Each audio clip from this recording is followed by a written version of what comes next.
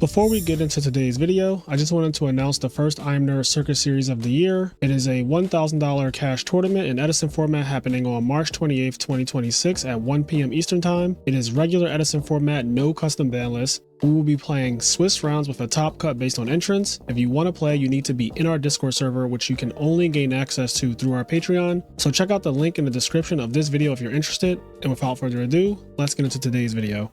All right, welcome back to the channel. I'm joined today by a special guest, one of the absolute best players with zombies, a deck that honestly has fell out of favor in the last couple of years and has been brought back to life, no pun intended, by none other than the man himself, Zabo. How are you feeling, King? Pretty good, Frazier. Still coming down. Just my first win, so it means a lot. Always the first one, so I'm feeling good. Yeah, Thanks no, for having me. Nothing is like that first one. Yeah, I appreciate you coming on the channel. You know what's funny? Me and you talked at LDS Raleigh, and we caught each other randomly. You were like leaving out the room. I think I was coming in, or vice versa. And we caught each other, and we were talking about you coming on the channel then, right? And I was saying like, oh, we'll schedule some time. We'll figure it out. I had a lot on my plate at the time, especially because after that event, I had to make content because of that event, and then a bunch of other stuff because I'm always, live streaming, content creating, and all that stuff. But we were like, we're definitely going to do some content together. And then you win the very next event. So that was so poetic because now when you come on, you have something great to talk about. I agree. I was thinking the same thing. I was like, man, that's so weird how life works, or in Yu-Gi-Oh world, right? Because we were just talking about zombies. It's not like we were talking about another format or just shooting the shit. It was just like, hey, you want to get on zombies? I'm like, yeah, let's do it. Because I have some stuff, so I guess I could talk about. And then this happened, and it just kind of worked out like perfect, the timeline. Yeah. I was like, all right. Honestly, a perfect timeline. I'm so glad that you ended up winning before we ended up recording, because then I would have wanted to bring you back, and that would have been selfish. So. But yeah, guys, so Zabo, I'm just going to run down some of your history and you can fill in the gaps. So one of the things that I know you for is you got second place with zombies at YCS Sacramento's Ultimate Time Wizard in 2024. And then you also got second at YCS Anaheim Ultimate Time Wizard 2024, right? Yes, correct. And is there anything else that you have topped in Edison format in real life or online or anything like that we might have missed? Are we just talking about Edison Revival, or are we talking about like what we have? Yeah, just Edison Revival. But I mean, if you have stuff from back in the day too, that's that also would be interesting to learn about. It's up to you, Frazier. If you guys want to hear, it's kind of like I do caveman stuff. But okay. Well, if you guys don't know, I've got second at nationals at 06 when I was 14. That is crazy. Yeah. What format is that? That is Chaos Return, and I'm just coming into the game maybe like a couple years before, because Yu-Gi-Oh doesn't have a long history. It's like 02 in the States. Right. So I kind of got in, as everyone does, just playing from the show. And at 14 or at 12, I was like, man, I think I got this. Like, I see some stuff. And then so I go there. Then I go to Worlds in Japan. It's the first one, or not first one in Japan, but it's one of the first Worlds, right? For me, I'm like, oh man. And then after that, fast forward, going through a little dry spell because, you're kind of in your adolescent years. And then at 2010, a little after Edison, I get second again at YCS San Jose with Black Wings. Yeah. And then that's like Saber formats. And then after that, it kind of goes in dry, not traveling. I'm kind of an adult, so how it is. You're kind of discovering who you are. Yep. Growing up, it goes career and stuff. So that happened. And then during the revival of Edison, I was like, you know what, this is like a plug and play, like Melee. You just literally refresh your tactics like poker, just plug and play. And and then got second back to back at the the Ultimate Time Wizards, and then LDS, and I've just been playing the same deck over and over, and that's pretty much it. Yeah. So you are no stranger to not only top cut, but specifically second place, bro. You got in second place a lot. Yeah, I know that's what Trio said too, like the second place king, because it just doesn't, like, people think like, oh, he did it back to back with his zombies, and I'm like, only if everyone knew, because it kind of goes more to that, and people are like, oh, he's not clutch in the finals, and I'm like, it's not. It's kind of like if you read past, I don't need to go into it, but if you read it, you're like, oh, yeah, I see, you get savaged. You get savaged. Yeah, it's just the luck of the game, top decks, and unknown deck hits the arena, and you're just like, what do I do against this? It's just like anyone would against an unknown deck at the time, and you're like, oh. So yeah, it's just finally got over that hump, and it feels just incredible, because I'm already thinking in my head, I'm like, I don't want to get second again. I know, bro. That has to, that's not where you want to be. But I will say, That is very impressive that you have gotten second so many times and in so many different like formats too. Like you Hmm. said, at nationals, at a Hmm. YCS, at two Ultimate Time Wizards, and then you finally clutched up at the RBET in Genesis, which Hmm. was in San Jose. So San Jose loves you. Let's start there. Yeah. You're definitely loved in San Jose. So that's your place, kind of like how Atlanta's mine. But San Hmm. Jose Hmm. loves you, and you've been doing it with zombies for years now, which is again very impressive that you have the conviction to stick with this deck because you could have just reverted back to Black Wings like you played back Yeah. in 2010. But for whatever Mhm. reason, you really love zombies. So why do you love the zombie deck so much? For me, it's like I'll kind of give you like a good example. It's like let's say you were playing your favorite deck. I'm gonna just go on a whim. It's obviously Frog Hero, Hero It Frog, right? Yes, it is 100%. So let's just say, for example, in your mind, you discovered something. You're like, I see this deck. You probably see lines other people don't see, and see people might see it after you see tell them. Of But course, for me, it's like you're the only one play. It's like you're the only one playing Frog Hero, there was a and you're the time. only one. Yeah, and guess what? You were like dominating. Remember, you Yeah, were just like, oh, it almost felt not free, but it felt like you knew your line so well, and the opponents are like, whoa, yeah, bro. that's How many pretty people good. attacked my Duke Frog when I had Substitute on the field? And I'm just like, yeah, it doesn't Mhm. die in battle. It happened a lot in 2023, It- 2024. It was a thing for mhm. sure.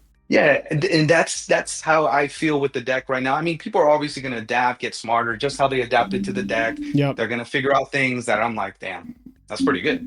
And but at the moment, I feel like because no one's on it, no one's ready. People might know of the deck, but they kind of don't know where the choke points are. You can kind of see obvious ones, but there's other ones where I'm like, all right, if that's the obvious one, I'm gonna bake that into that, and then I'm gonna go into this, and then I have a contingency. So this guy has to have Brain, Kai's, Dark Arm, and Heavy to win. If he has three of them, I'm fine. You Right. see, like you start putting all these like equations in your head when you're playing. Yeah. But that's how I feel with the deck because it's just unique. I don't think anyone was really playing it, and no one's playing at a high level. They're kind of playing it almost like a kind of testing the waters of the deck to see what's the ceiling on it. Yeah, for You know. sure. I think that, so I want to speak to that a little bit. You were saying how no one's really playing it, and that's true. Everyone has kind of moved on to bird decks and frog decks in Edison format when it comes to the competitive Mhm. level. We have our like Yeah. big five at the current time. Froggo TK, you have Glad Beast entered the fray at the end of 2024 is like a real major contender. Everyone is now realizing how good that deck is.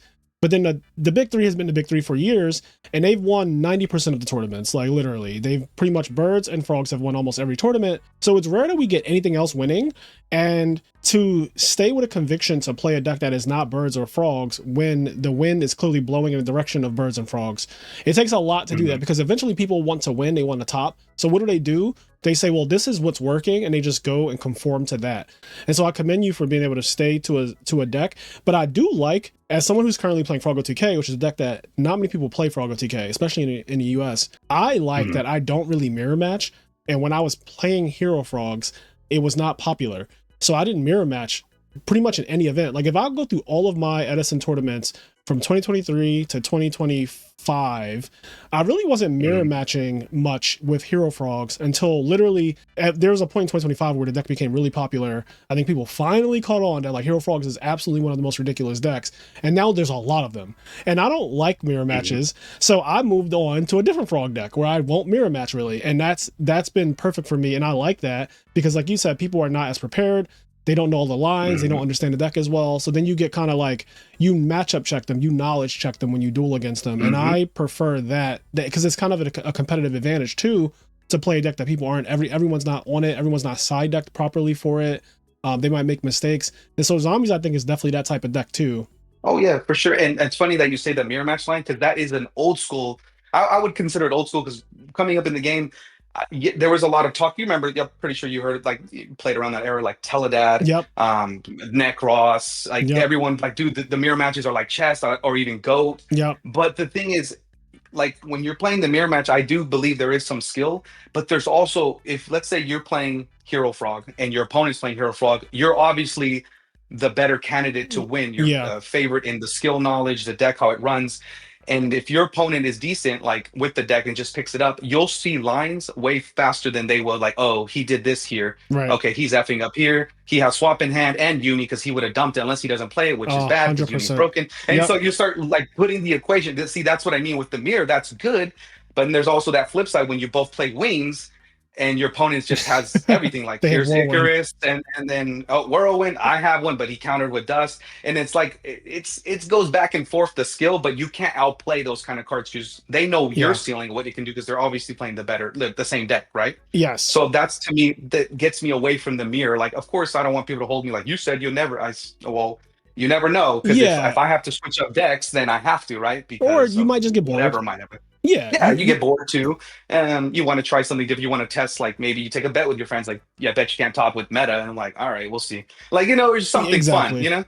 Yeah. I, So that's why I'm like, the mirror is it's good and it's bad. And I don't like losing. I don't want to lose to a mirror when Black Wings, when you're obviously like, if in like first few rounds, you're like the better player. And, yeah, some 100%. then It you're like, feels awful losing to the guy who just drew Dark Arm all 3 games, and like mhm, you're like, wow, you had it again, right? And so that mhm, does suck. What I wanted to say about mirror matches is like, I do think mirror matches are skillful at first. So when I was first playing Hero mhm, Frogs, you know, I would every 3 tournaments I might run into another guy playing Hero Frogs, and I would beat them. Like I pretty much won every Hero Frog mirror match I've played then, but I would beat them, and then eventually over time, people, because Edison is a locked format that doesn't change, eventually people mhm, catch up.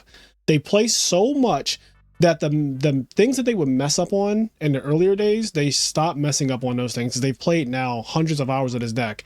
And so mhm, I get a head start because I'm naturally a better Yu-Gi-Oh player than most. But then after you give mhm, someone 2 years with the same deck, like they will be a threat eventually, right? Like mhm. eventually they do Yeah. learn a lot. They watch all my content. They listen to everything I say. They start writing shit down. They start taking note like, oh, I watched this video Mhm, that you did. You played the deck and I saw that you did this instead of this.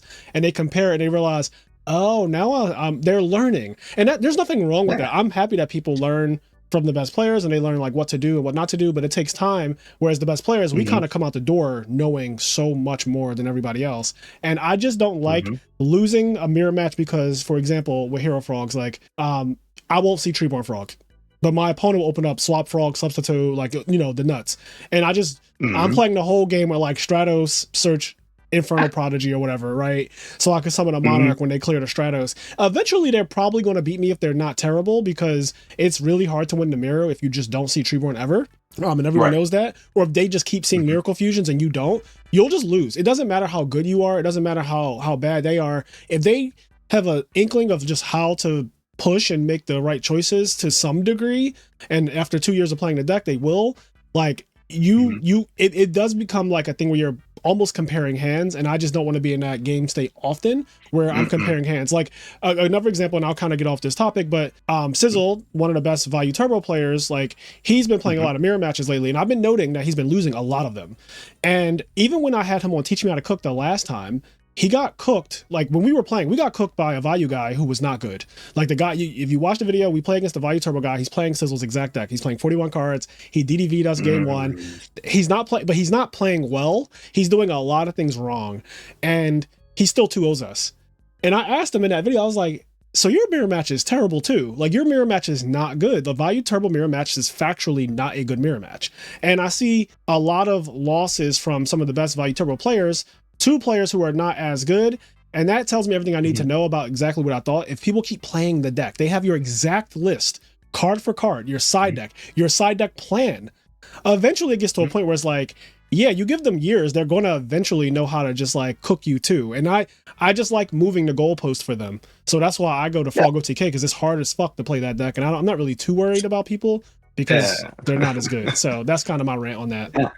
No, I agree. I think a lot of people too have a lot of time on their hands. We all have different responsibilities in life. We're all older now. We're like in the late 20s, early 30s, Yep. or whatever it is. And we like, to me, I don't play test much. I play on DB a few here Same. just to kind of do my reps. But that's the beauty of this, because we don't really need to like play test. And I don't think play testing helps either. I think more talking about like your plays, your side patterns, like to like-minded friends that are at that level, same level as you. Right. That's where to me is like the best I agree for our knowledge. level. Because yeah, because I can't get better playing. Like, what am I going to play against Black Wings again? I'm like, I'm very comfortable in this Right. matchup, even though because people say like, oh, Black Wing and Zombies is not a good match. It's terrible. It's terrible. You lose to this, and I'm like, well, how are you guys losing? Because I mean, I lose to them here and there, but I'm not like afraid of them. I'm like, oh my Yeah. god, Wings! Like, that's the field. How are you going to be afraid of the field? Then Exactly. you're That is not true. playing. That is true. Now, It's like, what are you doing playing this deck? Mhm. I agree with you in that I think one, your build here with the trap stuns is already, to me, geared out to beat birds, which is really smart because trap stun is what is the reason that GBs are cooking birds right now as well. Trap stun just makes like that both bird decks, it makes both those matchups way more bearable. And also you're a top player, and I feel like when we're talking about playing a deck at a high level, it does change the matchup chart because in my head, Blackwings should beat zombies, and Blackwings is overall the better deck, just proven by like how much more oppressive they are and how much more, not to mention royal oppression itself, but just how much more oppressive they are. They have way more auto win buttons with like whirlwind and stuff. But if you're good and the average Blackwing player is not, which is a fact, Blackwings is the most represented deck in every Edison tournament, that or Value Turbo, and they switch back and forth. It's never any other deck. Every tournament you've ever played in Edison is either Blackwings or Value has the most entrants, and usually by a good margin. But the problem with that is when you play against the Blackwing player, like you said, the Blackwings and Value, that's the field. It's 50% of the field. So you can't play in a tournament if your deck doesn't have at least somewhat of a decent matchup into birds, because you're going to play against guaranteed birds. And most Blackwing players, I think, suck. I think most Value players also suck, but those decks are so powerful that every once in a while you get like a guy topping with the deck and they do well. But then typically they're not consistent because, again, they suck. But the deck is so good. And I always say, like, the decks are better than the players when it comes to, like, where we are now. 100%. I agree with that statement. Nothing in there it's always like this. The deck can carry you. It can. And it can carry you to the finals, to the win. Yep. But if you notice, I'm not taking away from anybody. Anyone that's done well with the meta decks, that's good. I mean, it takes 100%. Some skill and luck to win. But if you do some digging around, you'll notice certain players that top or win, I don't see them consistently in the field. Right. Like, they'll be there, but they will not keep excelling into their craft. And I'm like, I don't say nothing, but I'm just seeing it. You take a note, like, okay, this guy won one random tournament and he never did well again. And he goes to a lot of tournaments. You see him all the time. You look around, you're like, oh, he's here. But he doesn't do well, and it's like, well, yeah, because it was his day to win with Value Turbo. It was his day to win with Blackwings, and it happened. And like you said, not to take anything away from anyone, but like the people who consistently do well versus the people who just like they play the best deck or they play one of the big three decks and they literally take the exact deck card for card, don't change anything, go and top a tournament or win a tournament, and they just kind of suck outside of that. It's like, yeah, I don't really value inconsistency. I'm always a person that looks at your whole track record. That's just me personally. And again, not to take anything away from people, but it is what it is. Like if you're playing Blackwings, if you're playing Value, if you're playing Hero Frogs at this point, you have all the information you need. You didn't have to really do any of the work because these decks are built so much by the better players that you can just take the Sizzle 41 and go out and literally win an entire event because you're playing the Sizzle 41. Exactly. And another thing to touch on that, for example, we're talking about Sizzle. He has probably tried everything that we can possibly think of. He's probably tried Lila. He's probably tried, another Jane or whatever, like everything you can think of, right? And so when players say, like, I think I'm going to try this, and this, and that, and I'm like, and you're playing it into the field, it's just like, why mess up a good thing? I know. I think if the deck works, leave it that way as is. Bro, I hate that so much. Like, I get people wanting to experiment with things, and I want to encourage people to experiment with things for sure. However, what my problem is mainly is when they come into one of the Discord channels, like the Value Turbo channel, and they say, they post a deck list. They're like, here's my list. It's literally the Sizzle 41, but they changed 3 things. And they're like, what are your thoughts on this? And my first thing is always, well, did you play the deck as it was when you copied it? Like, did you try it before you put in like some bad cards? Because they'll put in some bad shit. They'll like take out 3 things and they'll replace them with some stuff that's like, why are we trying to play Monster Reincarnation? Like, I know you're like, oh, well, you mill, so I wanted to get back Dark Arms. Like, I get it. But bro, this deck is not. Yeah, it's cute, but like we're losing the plot. What are we doing here? Yeah, what are we doing here? Yeah, we start losing the plot after a point, and it's like, bro, if you played the deck as it was, and I mean, really play it. Like, don't play it for one tournament, don't play it for 1 month. Literally, like, give it some time. Like, actually try to understand why all the decisions that were made in the deck were made. And if you're losing, if you take someone's deck that has a lot of wins, a lot of credentials, and you're losing with it, it's you. It's not the deck. The deck has already done its job many times over. You don't have to question the deck list. The deck list is great. It's topped and won multiple times. It's not the deck list. It's you. You need to get better, and that's okay. But don't discard the deck and start changing shit because you're like, oh, I'm losing, so let me start changing things around because, I feel like it's the deck. It's not the deck. It's you, and you have to check your ego with that. Exactly, and people won't do it. They'll change cards and they'll be like, "No, the Sizzle 41's terrible because of this." If you're changing cards of the value deck, I think it's kind of perfect as it. But if you're Same. changing, you better be putting stuff like you're not changing the deck completely, but you're adding stuff to fit your style of play to way Yeah. the way you like to do checkmate play. So, for example, I'm gonna just throw a few out there because I know there's gonna be people who are gonna be like, "Oh, you're crazy," yeah, blah, blah. But I think if you're adding Icarus, Yep. okay, that's That's good. fine. If you like to play that protect the castle play and Yep. then summon Stardust, and then okay, that's good. That's the way you like to play. If you're adding Book of Moons, I Yep. think Book of Moons are nuts because there's flip effects. If you have justification to changes and you give me good reasoning, you show me results, you're at that top level where you're like, dude, this card is nuts in here. And I'm like, damn, that Yeah. is good. Yeah. And you took off this. He's like, yeah, it's to the way I like to play. You know, I like to play protect the castle with Stardust. I'm like, Yeah. dude, that's amazing. And you show me results, I'm all for it. But if you're like this guy that's just like, you know what, Tizzle 41 doesn't know what he's talking about. He only has 4 wins. How can you not? What are you talking about here? What are we doing?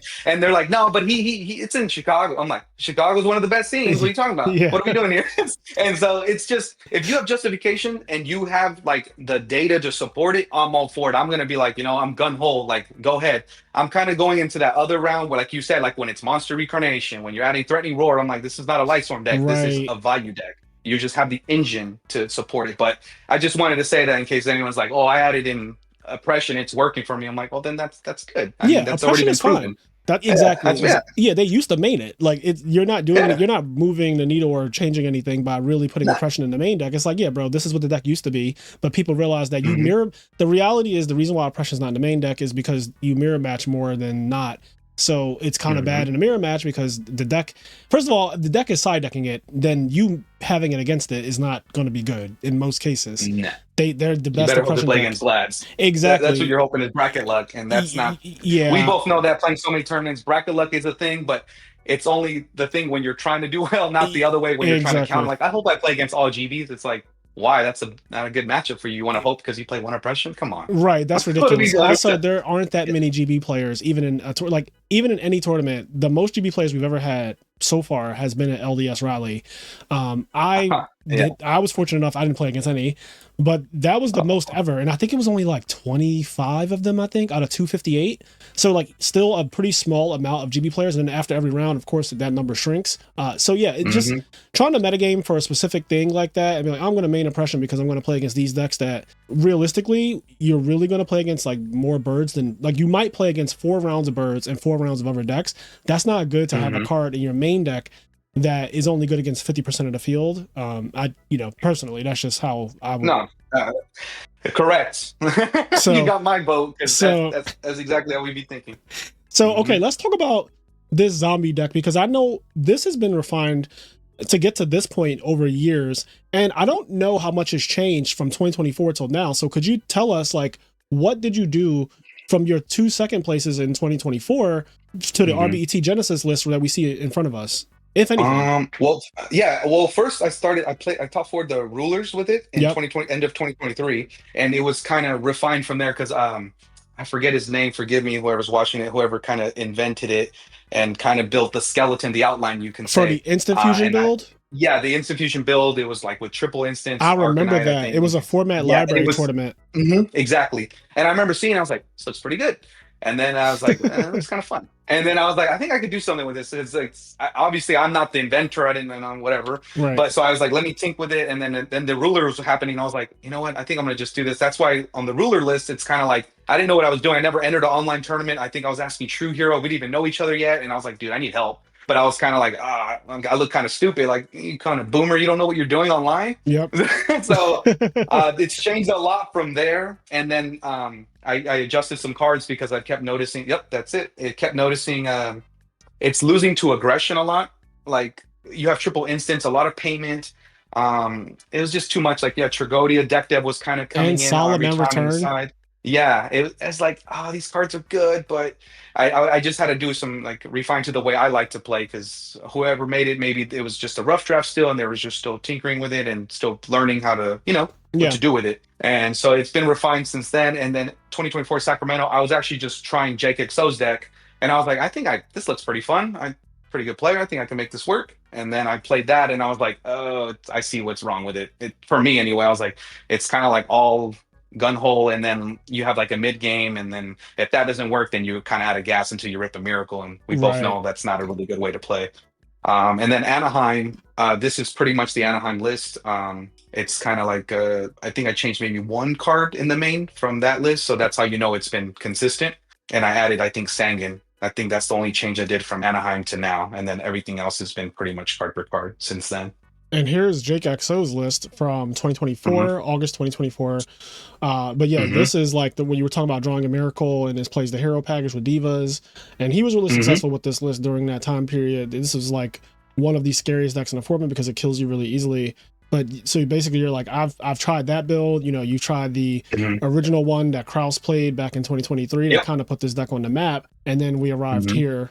Yeah, but this deck, like, it's very, how do I explain? It's not for the faint heart. Like, if you pick it up, don't expect results with it at your first turn. Don't expect results out of your first five. Like, you might top here and there, but you really, like, when I say this with all decks, and Edison especially, you have to be in sync with your deck. Like, you have to really believe that, you know what? I am pretty good with this deck. I Yeah. am gonna do this, because if you have no faith in deck, you're just playing it because it's cool and it's fun. Of course, you're not gonna be like, you know what I mean? Like, you don't have Yeah. your heart in it. It's not passionate. You're just kind of playing it because you're just like, oh, I seen him do a cool play and I like return. I'm like, well, at that point, you might as well just play value then. It's a lot more Right. consistent. Yeah.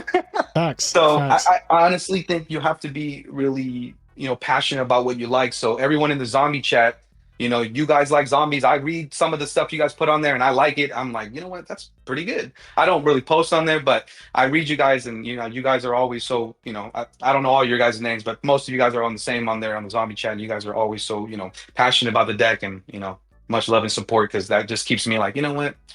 You're right. I'm gonna keep playing Yeah. it.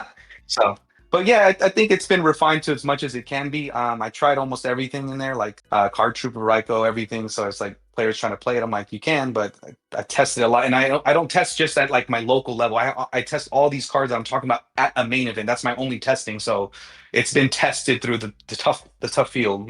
Yeah. 100%. Yeah. So So, yeah, I think go ahead.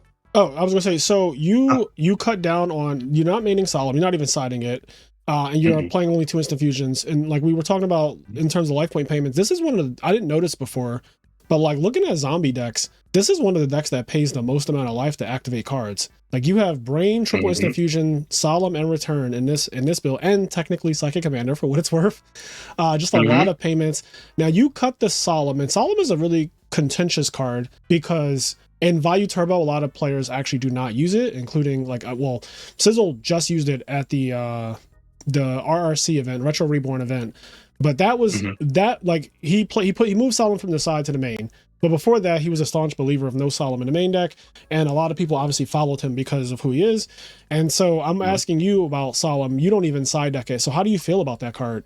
It's a good card if you know how to wield it. And the thing about Solemn is, if you, as much as you think you're a good player, we all think we're our own heroes in our own head. So Right. if I'm playing Solemn, there's a certain way everyone likes to play Solemn. Obviously, it's the correct way. Like, put your checkmate on the board, Solemn protect, whatever, or Yep. all in Solemn, right? But sometimes you don't have those lines, and me, I play Solemn. I'm like, well, I don't want to die with this in my hand. I'm getting low. And then if my opponent just plays kind of like funky, and I send something like off, like, I'm gonna Solemn here, I don't think I'm gonna get better value.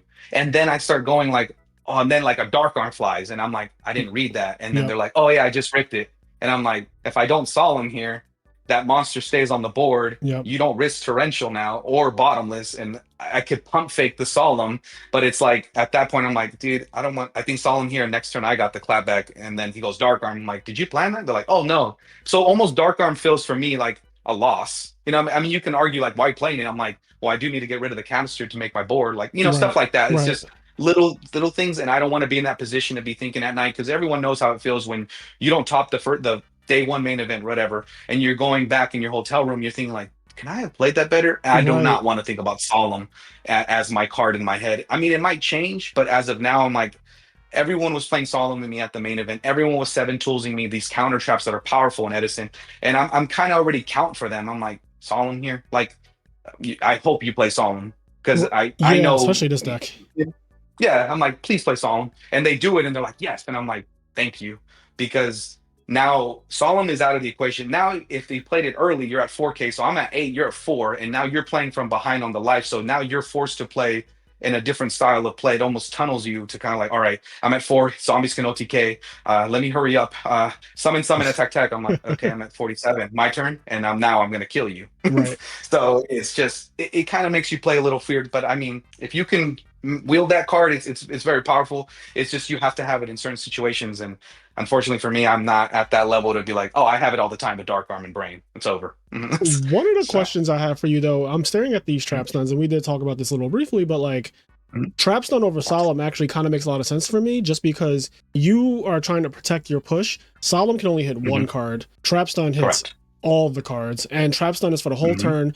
Trap stun also does this really cool thing though, where if you're playing against an oppression deck, which is 50% of the field, which is Black Wings or value, you can trap stun them when they oppression, and can make your whole play, make your board. And if you don't OTK them, the oppression cuts back on, but now you have a field of like Goyo stole their guy, whatever else, like whatever you made, like whatever big field, because zombies can make some crazy ass fields. It's a synchro spam deck on top of a control deck, so like it can make some crazy fields, and then the oppression cuts back on when you pass. So now they have to beat your board with no special summoning, and I think that is like unique. But I do like the idea of removing the Solemn and then putting in trap stun as a way to like, I want to push my plays through, and I also want to cut down on DD, like it stops DDV without paying anything. You just stop it. It stops Icarus attack. A lot of the cards that I think make Black Wings and make value good against zombies, trap stun actually beats like all of them.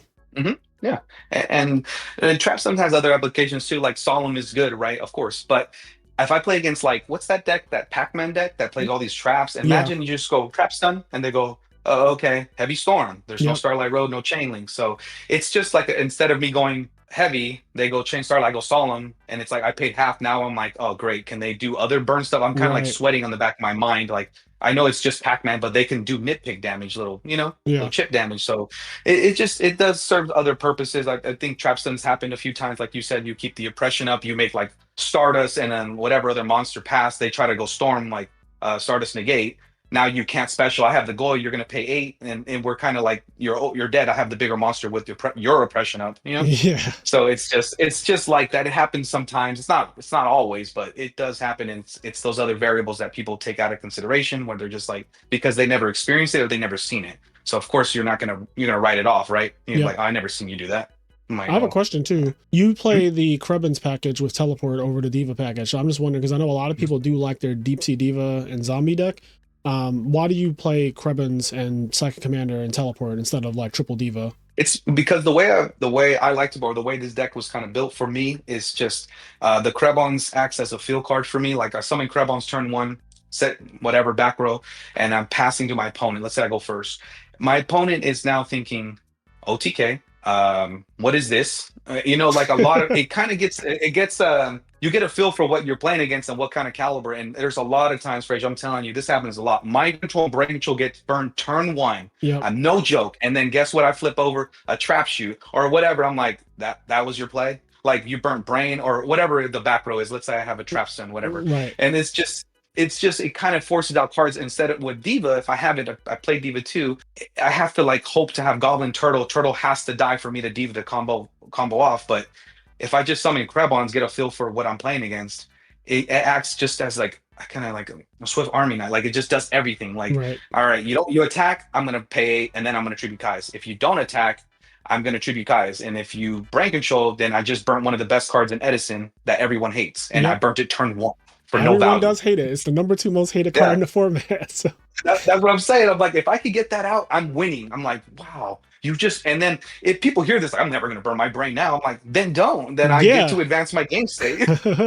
So it's kind of like puts my opponent, like, it just gets a feel for what I'm up against. And me, I'm always about the feel. Like when people are like, well, what do you side this? I'm like, depends on the caliber of player. Yeah. What round are we in? Who am I playing against? Am I playing against Frazier round 5? I know he's not going to make mistakes. This ain't going in. This ain't going to catch him. Right. Like, just you got to like. That's what players like at a certain level do not do that. They kind of just like, well, this deck does this, and it's the data shows it. All like the statistics. I'm like, that's the math is correct, but you have to have the math, and you also have to have the reads, the equations in your head. Like, why Yeah, he doesn't have anything for the Scrabons here. That's Caius in hand. Let me slow play him with this Reaper, and then just follow up with Yeah, a Eurbell and whatever it might be. But yeah, that's why I play Crabons. It kind of gives you more of a insight, and it helps against GB too. Like summon Crabons turn one, true. Laquari hit. I'm like pay 8, and then I can kind of move advance from there instead of Diva, Yeah, where I because can't Diva do by much. itself is not great. Mm-mm. Like I don't think. Krebens is a real monster. You can summon him, he can negate attacks, but he also is big.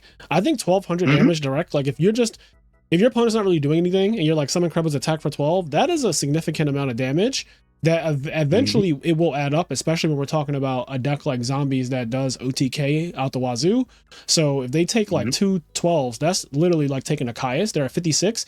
You can kill at 56 really easily with this deck. Oh yeah, just Goyo and then like a Hades with like a Book of Life Goblin. Like it's Yeah, very easy once you get him in a certain range. And then Krebon's in the dark. He's a psychic. He works with my psychic Patrick with my life transfer and with my android. There was times I had android and Krebon's up, and they're like, "Oh, you gained 6." I'm like, "No, I gained 12." And I bought crazy. out a thought ruler, and then I'm like, "Now I gained 20 or 6, yeah, 24 or 18." And I'm Yep. like, "Come on, like." It's just it kind of it's one of those cards. I don't know how to explain it, but it's like one of those cards that work on the back end of things where you're like extra value. It's not meant for that, but it can come up, Yeah. and those are the cards I love because those are the cards they're unaccounted for value when people are playing against, and they're like, "Wow, I did." I'm like, "Yeah, it's psychic. You can't target with deep prison when thought rulers up." They're like, they're just like, it's just little stuff like that where people forget the value of it. But yeah, that's just a little insight about why I play it. Mhm. And a question for you. So, what were your matchups at RBT Genesis? I definitely wanted to get that across real quick. Yeah. I'll just go really quick. Round Hmm. one, Diva Hero. Round two, Quick Draw.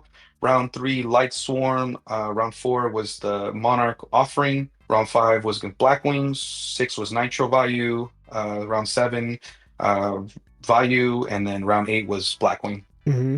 Then top And 16. then top 16 was Forge, Lightstorm again, and Blackwing. And then in top 16, I played two runbacks, and we both know runbacks are not good. I know I do not like playing against someone I twice. hate runbacks. No, because they're kind of like, all right, kid, I made a mistake in Swiss. I'm gonna get you back, and I'm Yep. gonna tighten up my play. And I'm like, you're more prepared for me than I I am for know you they're because super prepared. oh man, they're playing almost at like not perfect because obviously they're still worried it's in top cut, right? Yeah. But still they're playing at a certain style now. Instead of doing this summon, I'm gonna do this for the Yeah, they have back a end of chip on their this. And I'm shoulder like, too.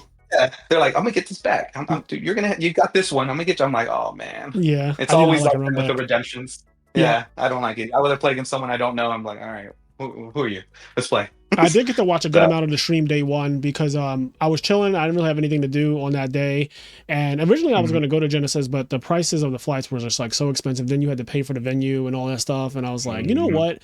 There's so many events this year. I'm just going to go to some other stuff, but I will be in San Jose for the Retro Reborn tournament April 11th. mhm, I'll be, mhm. but not to play. I'll actually be commentating. So guys, if you want to meet me, or if Oh, you want to hear me do live commentary, right? I'll be doing live commentary, which means I can actually say whatever I want, as opposed to when I commentate dueling book tournaments on my channel. I tend to not talk about the duel too much because I don't want to coach the players because they are listening to the stream, which I don't mind, but I can't police it. I can't tell somebody in their home, don't turn my stream on, right? So mhm, I avoid saying a lot of things that I know, like what the correct play is and what the lethal line is here. Whereas in person, because the players won't be able to hear me, they'll be dueling and they'll be away. I can literally say anything. So that's something to look forward to. But yeah, I will be in San Jose for Retro Reborn commentating, and I'll be at yeah. LDS Vegas in May, All right. and I will be competing in that one. So that will be the next time I'll be competing is in May. So it'll be January LDS Raleigh, and then my next competition will be in May. So like I said, I've been getting more into the content creator stuff, and I've been loving it. And I Mhm. now teach me how to cook. Like with Zabo, I'm happy to have a really really good zombie player on the channel, and the last teach me how to cook I did with zombies was with Jake XO and Keegan, and we had a lot of fun, but I don't think that we were able to play optimally because there were so many cooks in the kitchen. So Um, so today with you, I really want to like have just one-on-one time where we can just talk and like go through the plays the right way, because it's entertaining with multiple people, but it is hard to duel when everyone has a different opinion on what the right play is. You know what I mean?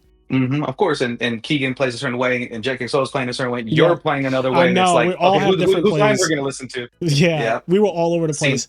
So a lot of people were like, "Oh, this was crazy," but then some people liked it because they're like it was really funny, but then other people was Yeah. like, "Damn, I was hoping to like actually learn about the zombie deck a little bit more, and they were like, I didn't really get to learn much because it's like you guys were just fighting over everything. Like every play was just like, nah, do this, do this. So I was like, yeah, I definitely felt that. Even you could visibly see me being a little frustrated just because I'm like, damn, we're doing this one, but then he says this one, and he says this one. I'm like, oh god. And But you yeah, don't want to say nothing because you're like, I'm not the zombie expert. You exactly. guys are. I brought them on because they're the zombie people. So I was like, you know what? Whatever you guys tell me to do, I'll do. But at the end of the day, I do have my own opinion. Obviously, I'm always going to have my own thoughts because it is still Yu-Gi-Oh! And I do know a bit. Now, before we jump on ladder, your side deck. So your side deck is very interesting. I mean, it has a lot of one-ofs, right? We got one Breaker, one DD Assailant, one Kaiku, one Possessed Dark Soul. Definitely want to talk about that. One Raikou, Soul Release, Deep Prison, Dust, Mind Crush, and then you have like 2 DD Crow and 2 Smashing Grounds, 2 Vanity's Fiend. So Possessed Dark Soul, have you been having a good time with this? Like, has this been really good for you? I would say so. It's an insurance card. It's not. I've caught like a few people with it, and when I do, it's almost checkmate because I'm not playing it like a dummy. I'm going for max value. I'm not just going for 2 dupes. I'm going for it all. Yeah. So, and it's really off guard. Obviously, it's not gonna be off guard as much no more. But like I said, I play like insurance. I'm just waiting, Yeah. and then once the time comes, I'm like, I think I'll take those 2 dupes, the uni and that Treeborn that you're overconfident with. Yep. So and then it has prio. So people get really overconfident with the Raigeki break because it's so chainable, it's so fast, but it's not a counter trap. And Possess has prio with the tribute, so I'm like, I'm taking everything now. Yeah. So Really good. it's good. Yeah, it's good. That's why I had it at 2 at one point. But and then I noticed you only need 1. It's at 1, but I do have Sangin, so it's kind of Okay, that's not bad. But yeah, like you have to play it a certain way. Like you just don't just take a Treeborn and a dupe and just like hope this sticks. Unless you have like Crows and Soul Release, right? Whatever, like to handle the back end of the other Treeborn, right?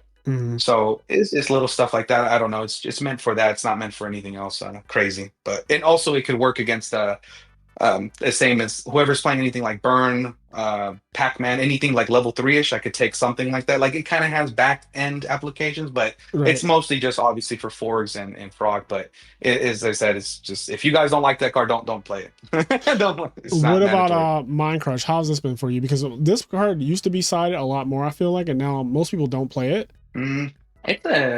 It's an old school card, as you know. It's very. It's kind of like the old school in me and Yu-Gi-Oh. It's especially the way they ruled it. They ruled it just how they did back then, where you get to look at your opponent. That actually helped me in one of my top matches So and other tournaments you get to as well. see the hand at the RBET. Yeah, RBT and LDS, where I guess wherever every major now. Yeah. So they rule it like that, and that to me is priceless information. Like to see your opponent's hand and you get to see it. It's not like remember back then they used to just do like a glimpse, like here you go, and I'm like, wait, what did you do? He's like, oh, there's no dark arm. Obviously, you saw us spelling traps. I'm like, I still got to see it. Right. So stuff like that. Like, and Minecraft is a hard card to play, just like Solemn. You got to know how to wield that card to a certain extent, because if you're just playing Minecraft because you saw some guy talk about it or you kind of see it, like the end result of it, it's all on your reads, the matchups you're going against. Like I'm only signing this card against matchups where I'm like, all right, this is going to be very good here. It's going to be live turn 1. It's not going to be live whenever I feel like it's going to be live. It's going to be live instantly. So it's a really good card. I've decided, I think ever since I've been back in Edison, the revival of Edison, I've always had it in my side deck with any deck I've played. It's just one of those cards for me. It's helped me win more than it's ever lost me. Maybe it's lost me 1 in a pod, but other than that, it's probably been MVP. What do you saw Smashing Around against? Smashing is mostly just anyone that's the caliber card. So if I see you playing a certain style of play and it's very ABC textbook play, I'm putting those on you regardless if it's good against the matchup. So let's just say, obviously it's wings, GBs, plants. But if it's in a matchup, like for say, it's not good against value, but if you're playing a certain particular way where you're just trying to royal oppression or summon big monsters and hopefully that carries you with Caius's on the follow-up, I'm putting in smashings on you. So it just depends on the caliber. And I'm like, you could tell a lot of information game 1. So if smashings are going to go on, I'm thinking like, what's this guy playing? Right. Who is he? Ever heard of him? I don't know. He's playing a certain way and it got me game 1. I'm adjusting the way I'm playing to you. You know what I mean? Right. Because that's the point of these one-of cards, like smashings is one of those cards. Just it depends on the opponent. See, I like hearing you talk about side decking because for you, it seems like your side deck is more so based on what you experience during the match. And that takes a different level of skill. I mean, you're an old school player like I am. So I definitely do some of that too when I'm dueling. Like if my opponent is playing just super aggressive And I'm like, okay, this guy is just like, he will summon into a torrential, he will attack into a mirror force. He does not care. I take things like that into, you know, I note it, and I definitely can side deck depending how I feel about what they're doing. Like if I feel like a certain card might be better to slow down their aggression, or if I feel like I want to try to out aggro them at that point, because it's like, okay, if they're going to be playing that aggro, then I actually have the more aggressive deck. I mean, right now I'm playing Frog with TK. There's not a deck more aggressive, really. So it's like, if we want to play that game, then like, all right, let's do it. Like we're going to play let's do it. Super, and you adapt. But see, yeah, but that makes that separates the champions, the great players, the good players, and then the casuals, right? Yep. Like to me, that's like it's kind of like, how do I explain this? Like it's kind of standard for us to think like that. Yeah. Like that's just kind of how we operate ever Yeah, we since, make decisions on the fly. playing. Yeah, you can't spreadsheet like how modern is. Like you can't be like, oh well, it's 3 this, 3 jelly, 3 maxi. Like, you can't do that. Like, oh, the odds of it is 1.8, whatever. And I'm like, that's good, but that to me is like, how do you outplay your opponent? Right. You don't. It's like, oh, you just have the nuts, and I would just go play poker then, I guess. You know, exactly. I don't know. It's just like in this right here, like you just, it's, this deck is really on the fly, how you feel, your opponent's caliber, how you're feeling. Like, okay, this needs to be like this deck. If you don't make a decision within the turn, you're probably not going to win. It's going to snowball into a loss, and your side deck is no exception. Like if you don't put something in where you're like, man, this assailant would go ham and breaker, because this guy's just trying to, you can tell when players do that a lot. I don't know if you noticed this, kind of going off topic, but when players, you can tell how certain players, like when they see you, they kind of know you, like, oh damn, it's Frazier. Okay, yep. I get that a lot. Can't beat him straight up. Yeah, you can't probably beat you straight up, especially with a deck you're very, very comfortable with. You know your lines inside out. So what is your opponent going to try to do? Obviously, he can't match your skill level. So what does anyone do? Okay, what are the cheese cards in my deck? Yep. I got 3 viruses. All right, 3 deck devs are going to carry 2 oppressions. All right. So if you start noticing your opponent is just trying to roll off the deck dev virus, which a lot of people do, countless people I've played, just trying to win off these cards, then that's when I'm like, all right, this assailant, breaker, and kaiku, and you know, whatever, smashing grounds is probably not good against this matchup or whatever it might be. But you know what? You're playing a certain way that you're just trying to win, and I'm going to punish that now. I'm going to exploit it, right? Because that's, if you're just doing this off with your 2 viruses, what else do you think you're going to be putting? You're going to be putting your 2 Dyna, your 2 Crow, your other 2 oppressions, all these like, you know, checkmate floodgates. And I'm like, oh, that you want to win off perfect information. You're probably going to leave your shooting going second. I'll put that into consideration, because you're just trying to win off perfect knowledge, which is fine. But now that you showed me, you're kind of playing your deck like, not face up, but at a point where I'm like, I see what you're trying to do here. So now I have to adapt and play a certain style aggressively, and just kind of call your bluffs when you're just taking a lot of damage. Those are probably viruses and, you know, Starlight Road, since you're so aggressive, whatever it might be. But yeah, that's like the side deck for me. How I, like, you know, people are like, what's your pattern? I'm like, I really don't have one. It just depends. Yeah, depends. and I like, because your side deck has so many one-ofs, you really can make up your side deck plan as you go. Like really, game 1 you play, win or lose, because there's so many one of individual cards. And like, I love Breaker. DD Assailant is really good against Vanity's Fiend. Kaiku is really good against frogs, and you can catch value players, like, again, good against frogs and like weird Pac-Man decks, stuff like that. This card is just, if you steal something with mind control like a hamster, it could be really good. Also, just it outs a lot of things. It outs back row. For you, Smashing Ground is good against like basically everything, including Absolute Zero. Like it's a 1-for-1 with Absolute Zero without committing to the field. This card is really nice. Titanial, all that stuff. You have Soul Release. Twilight is very popular now. Deck's been doing amazing in the last year. Also, certain frog variants get really folded by this because they lose both their Treeborn frogs. And then you just have like the, you know, these are like state like Deep Prison and Dust Tornado in everyone's side deck. And then Mind Crush, which is good against combo, like Dragon Turbo. You know what they have when they go summon Debris Dragon, call Red Med. Like, right? Like, Red Med, exactly. Like, or they're playing Sarko deck, like what's it, Diva Hero? Yep, Diva Hero. Playing Sarkos, I'm playing Microsh. And then I know you can tell when Dark Arm's coming in that day, like 3 darks exact. You did the top card Plague to banish. You're like Microsh, Dark Arm. They're like, you know, I had it. I'm like, well, it's kind of odd. If you don't have it, I win. Yep. Even Giga Vice, like you call Super Vice, they summon the Giga Plant. You're like, all right, well, when you summon Giga Plant, I'm going to call the actual equip spell now. So good luck with your vanilla 2400 guy that I'm going to literally go Yo Guardian or kill it next turn, no question. But yeah, all right. So let's jump on ladder. Let's see if we can get into the Edison pool. And I'm going to pull up my, oh, not that. I'm going to pull up my die roll. Where is it? Here we go. All right, we got a 5-6, which is going to be scissors. Once this actually, usually it doesn't take this long for somebody to pop up. I wonder if I'm playing at a bad time. It is kind of work hours, I guess, for the US, like the East Coast anyway. It's 2 o'clock where I'm at. All right. Of course. Rock. Everyone defaults to rock. Yeah. Should have known. Should have fucking known. Just gonna start playing paper every time. All right. So what are we up against? 42 cards. Oh damn! It is 42. Yeah. Wow. This is. I would love this hand every game. This is crazy. My God, I wish you went first. I know. If I went first, I was GBs too. Oh God. Yeah, this is not a. Yeah. Not your best. Oh God! And he's sending all. Oh God. Oh, and he has the dust Oh. Yeah. All right. Wow. I think our First, hand. Yeah, I think our hand. You have still... to just go for it. Yeah, I'm heavying and I'm attacking. Yeah. He has to put back plague, so he has to put back plague immediately because instant fusion. But if he puts back plague, I'm going to go heavy summon Mizuki attack. Right, and set bottomless, and then you should be okay. Yep. So he put back the plague, yeah, right? Okay. It's crazy how fast I'll be calling this shit with these. Uh-huh. All right. If he has Starlight, you got Starlight here. You're just meant to be Yugi. Yep. Solid. Yeah, okay. All right. We got to take it. Go ahead. And we're going to summon the Mizuki, right? Yep. He has to have Dust Shoot, Perfect Knowledge, and Defensive. All right. Yep. Let's go ahead. Attack it. Whoa, can you take it? He's doing solemn. Yeah, he's fixing his life points. Okay. It has to be prison. Oh, nothing. Okay.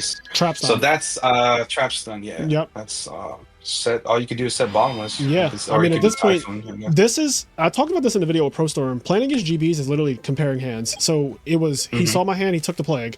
I go heavy. He goes solemn. I go summon, and Yep. So he has trap stun set. It's just like it's so scripted. It's like so scripted. I don't know. Like this is like the matchup. It's probably not good on stream. But I mean also when they open up solemn dust shoot cat, right? Like this game's go ahead and bottomless. Let him shoot. Oh, what is he doing? Okay, what can? Yeah, bottomless. I guess. Kyle. I think you have to bottomless. Yeah, I have right? to. And he's gonna just trap stun. Trap stun. Yep. Man. It's just like it's so funny how scripted and I try to tell people GBs, there's really not much of a difference between GBs and like Froggo TK. Like you might think that there is, but what he is doing is not interacting actually. It's just literally putting his dick on the table and saying, I'm going to counter every one thing that you do. I'm just going to stop it. And that's what's happening right now. Like I take 400.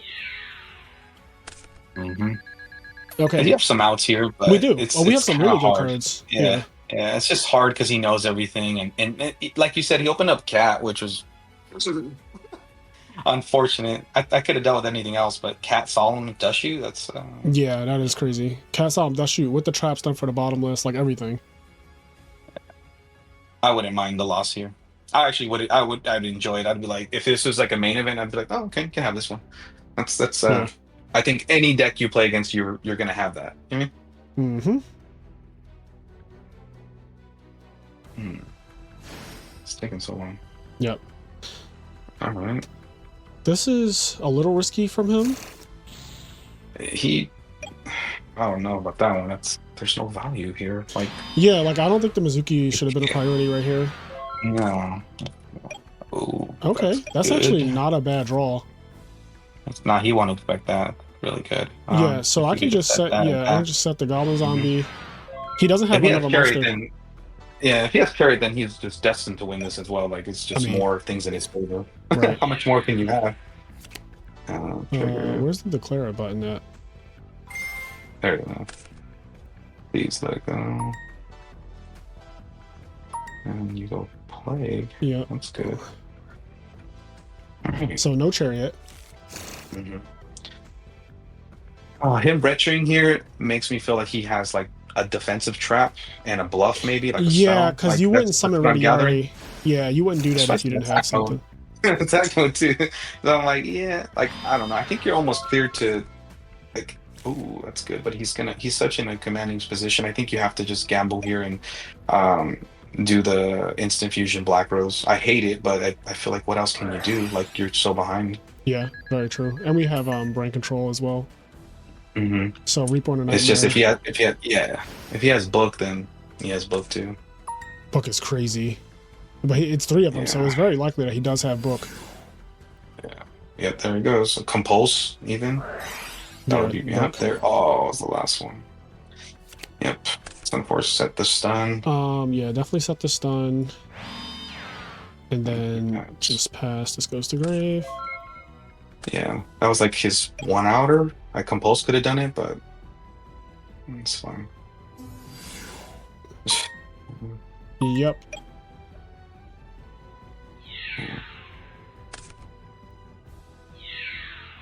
Take 21. So what's my grave? I have 3 darks? I have 3 darks. He's gonna ready already the plague though. Yeah, if he's smart, he'll go ready and bestie, but I'm pretty sure he'll do it. Like he's just like in control and Yep. he can take risks. Like, why wouldn't you? Mm-hmm.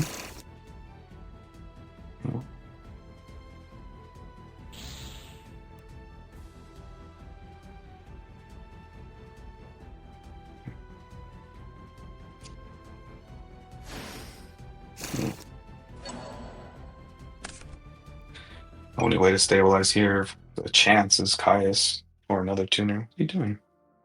Oh, Oh, whoa. this is bad Okay. to Kai. If we draw Caius now, Yeah, you're really good.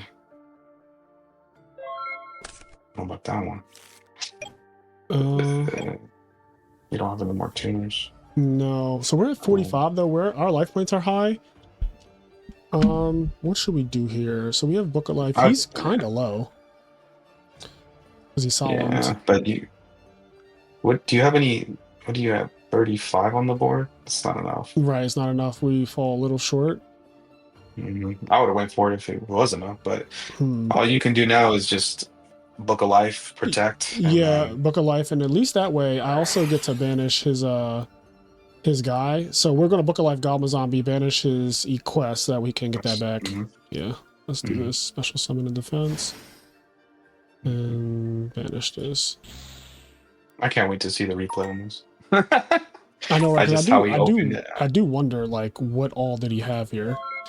Yeah, because if he just ripped that book, and it's like, okay, so you don't have any check for Black Rose? Oh God, even more.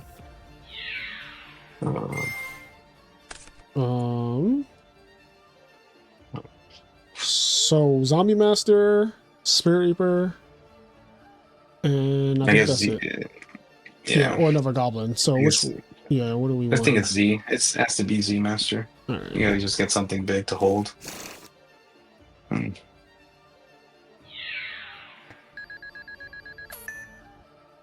Yeah, he can't hurt here. He doesn't have a hand. So I think banishing this was good just because it prevents him from getting a quest to get this in his hand and then he can easy herc. Yeah, keeps banishing. He could mess up and go hurt. That would be fucking insane.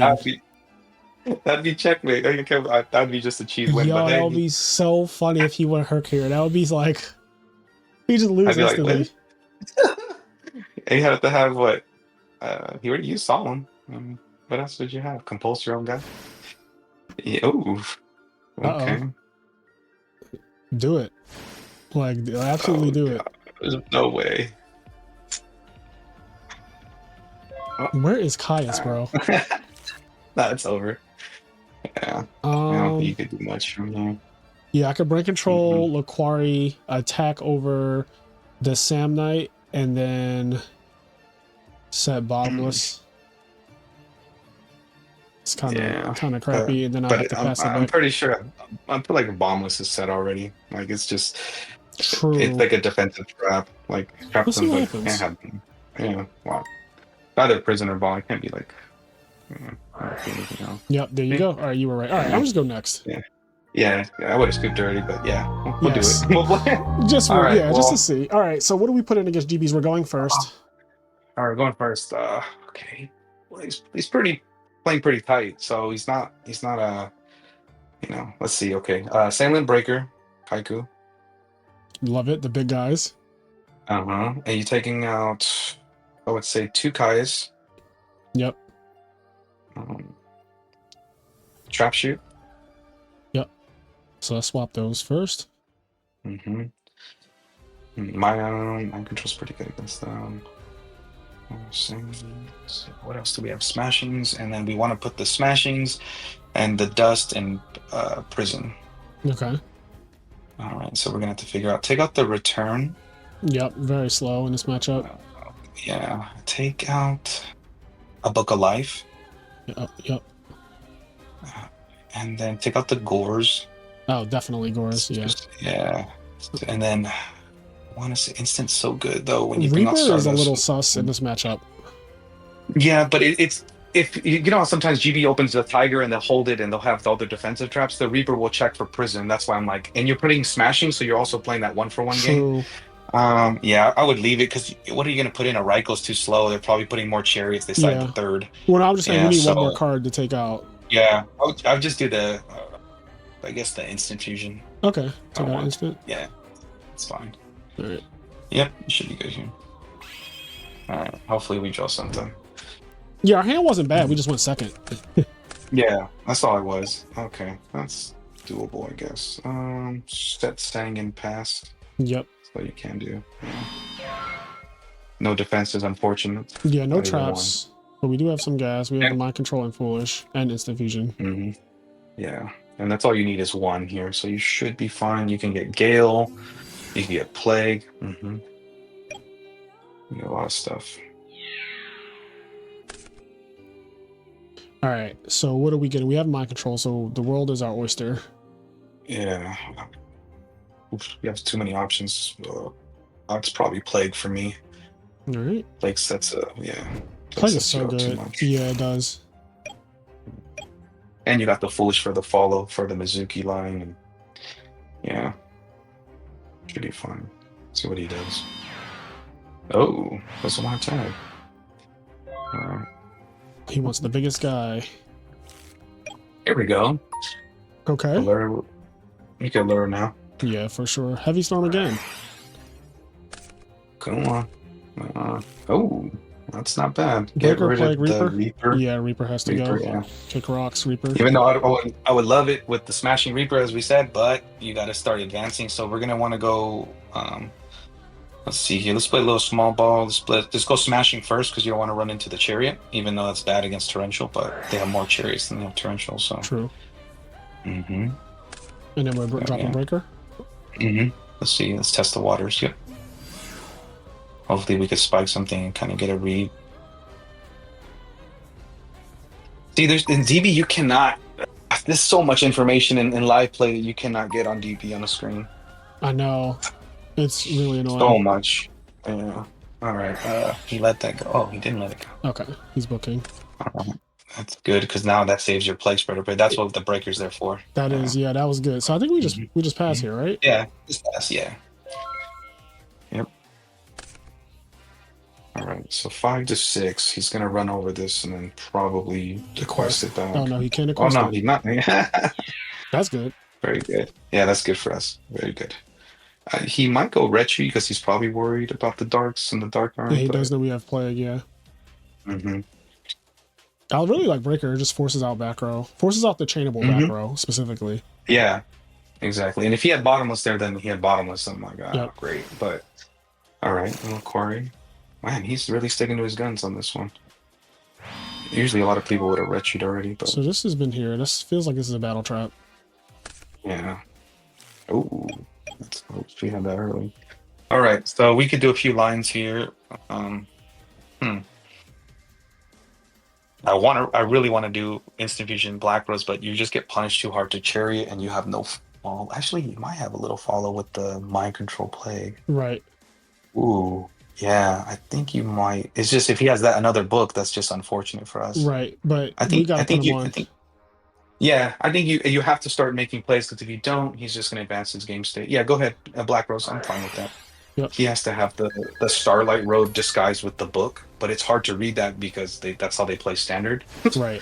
So. And you summon plague. If this falls through, I think you should be in a commanding lead. If he has chariot, then it's unfortunate. It might be the first card he set. Yep, you can activate it. Yeah, I want him to see if he has Solemn first. Oh, it paid off. Okay. That is. Oof. We were good. Now you're good. So now what we can do is, what's in your grip? Oh, you got some heat. All right. So go ahead and foolish the Oh Mizuki. shit. Here we go, Yeah, chat. let's see. Go. Go. That's right.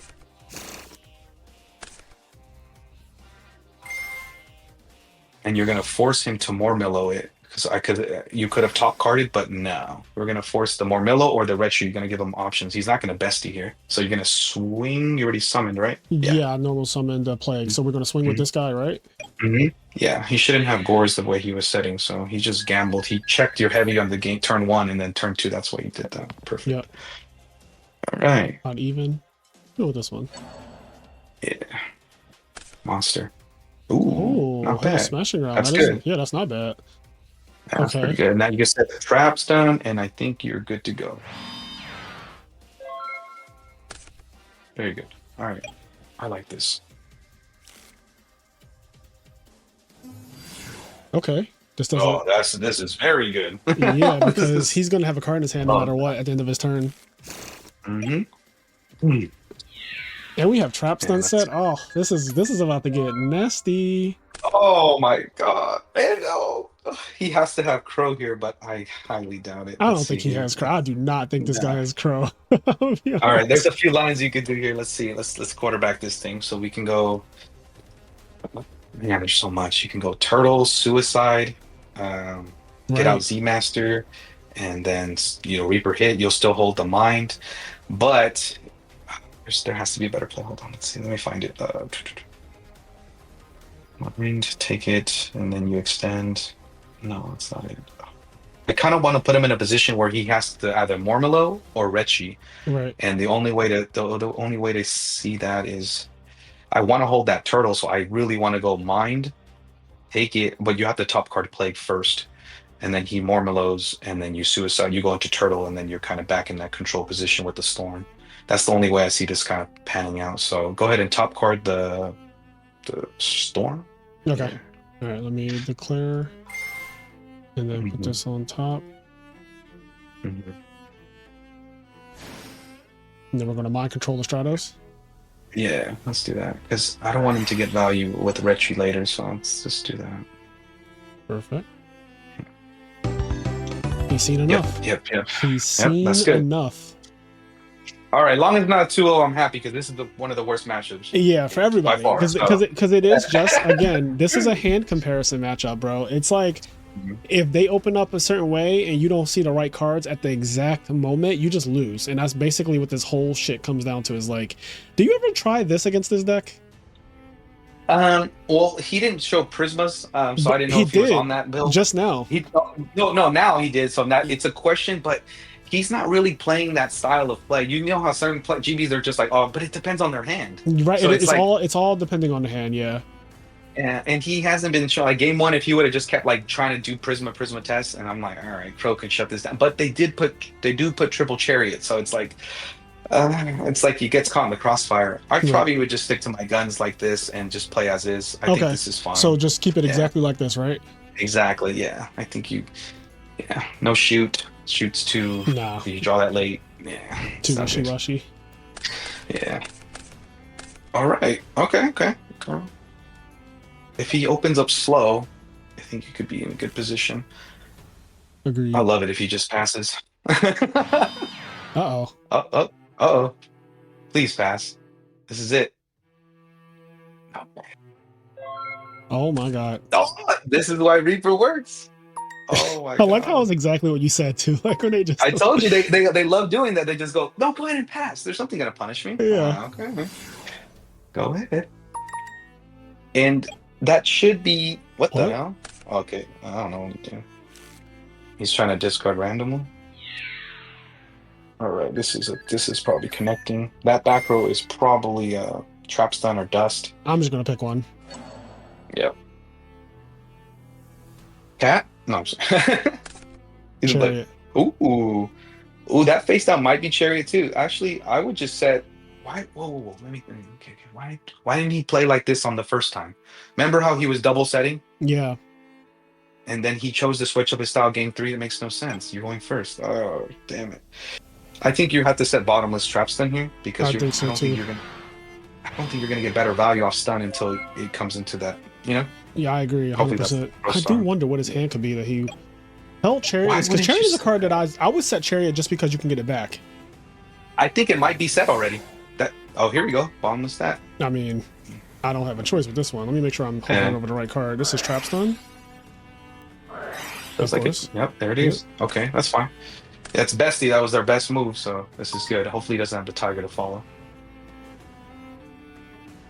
So, oh, that's not bad.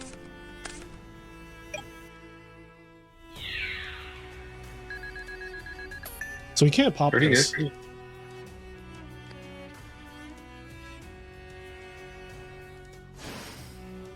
Gets Okay, back Chariot. that's fine. Yep. Mm-hmm. That's perfectly fine. What's in his graveyard? Just smashing it and Trap Stun. I wish Reaper discarded a monster. That was fortunate for him. We didn't pick a monster, but Exactly. you have so much value here. All you can do is attack with Mizuki. Yeah. Yeah. Hopefully this, but see, the Trapson now is going to get value here. Hopefully it's not book. If it's book, then okay, you go Trapstone. Yep. Very good. So his hand is kind of shown to us a little bit, right? Because he bestied as a GB player. I'm not a GB expert, but if I was a GB player, I would have held that to the till I got the checkmate with the Gaziris. You know what I mean? Yep. So you have two options here. You can go book a life, hit it, but I'm thinking like if he had Laquari already, he would have did it, and then he would have held bestie for the, you know what I mean, for the clap. Right.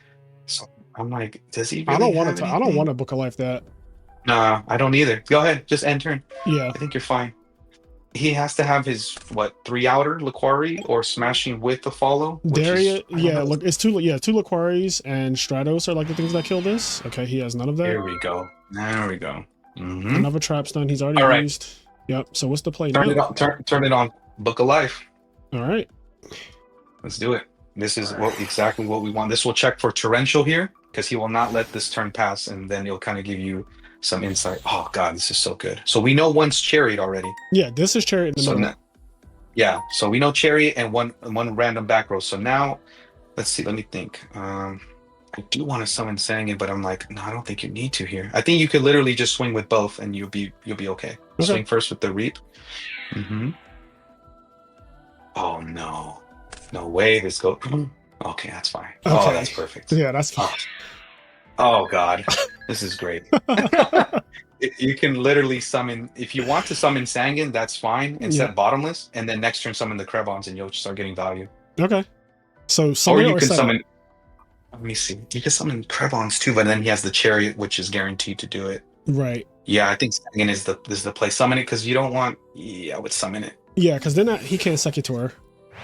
Yeah, that too, True. and he can't Marmello either if that's something in his hand. Yep. Very good.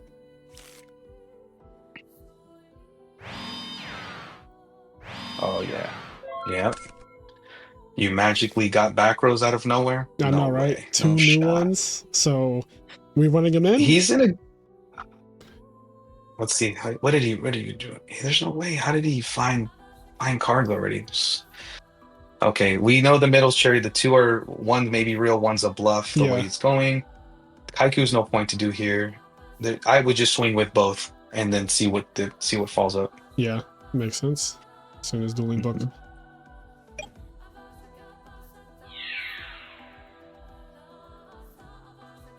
This kind of forces action, and I honestly think Krebons is the way to go on the summon. Even though we might fall into torrential, but he had a rip torrential because he would have done it on the Reaper. I agree. Yeah, he's Yeah. not deeper than. Go ahead.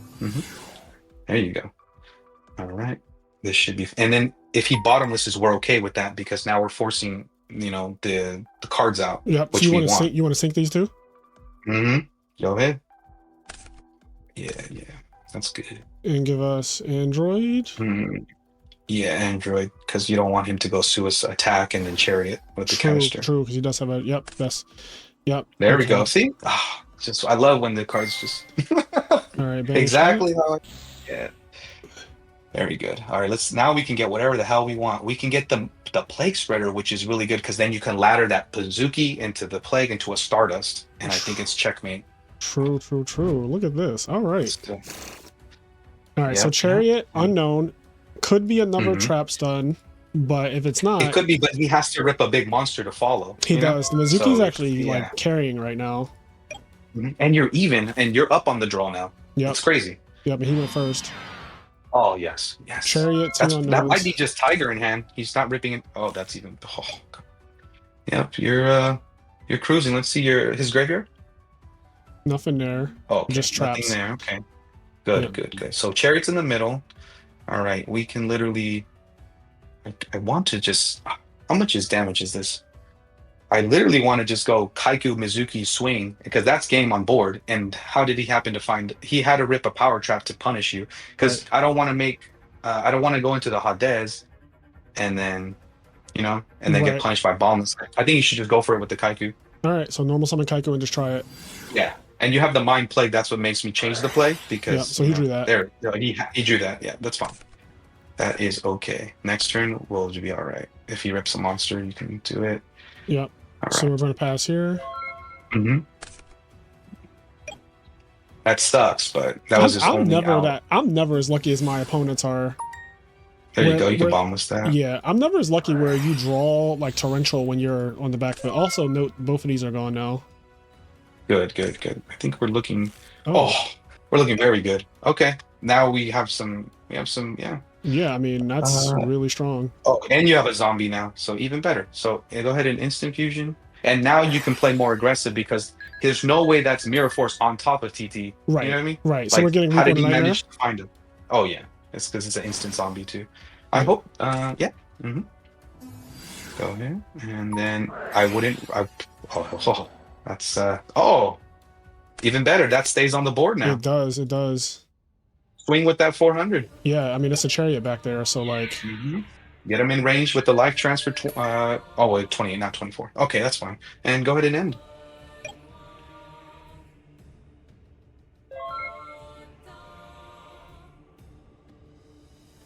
It stays. He's probably thinking like, that thing dies. I'm like, nope, it's not face up no more. Now it's a real Reaper. Oh man. Uh-oh. Oh, that's you. Okay. Yeah, no, that's me.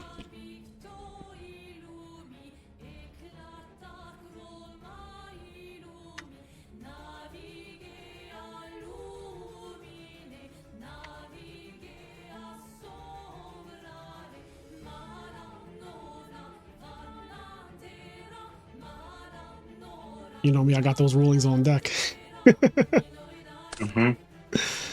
I got those rulings on deck. Yeah, he's not in a good spot. My God. We fucking cooked, bro. I love you, man. You were so good.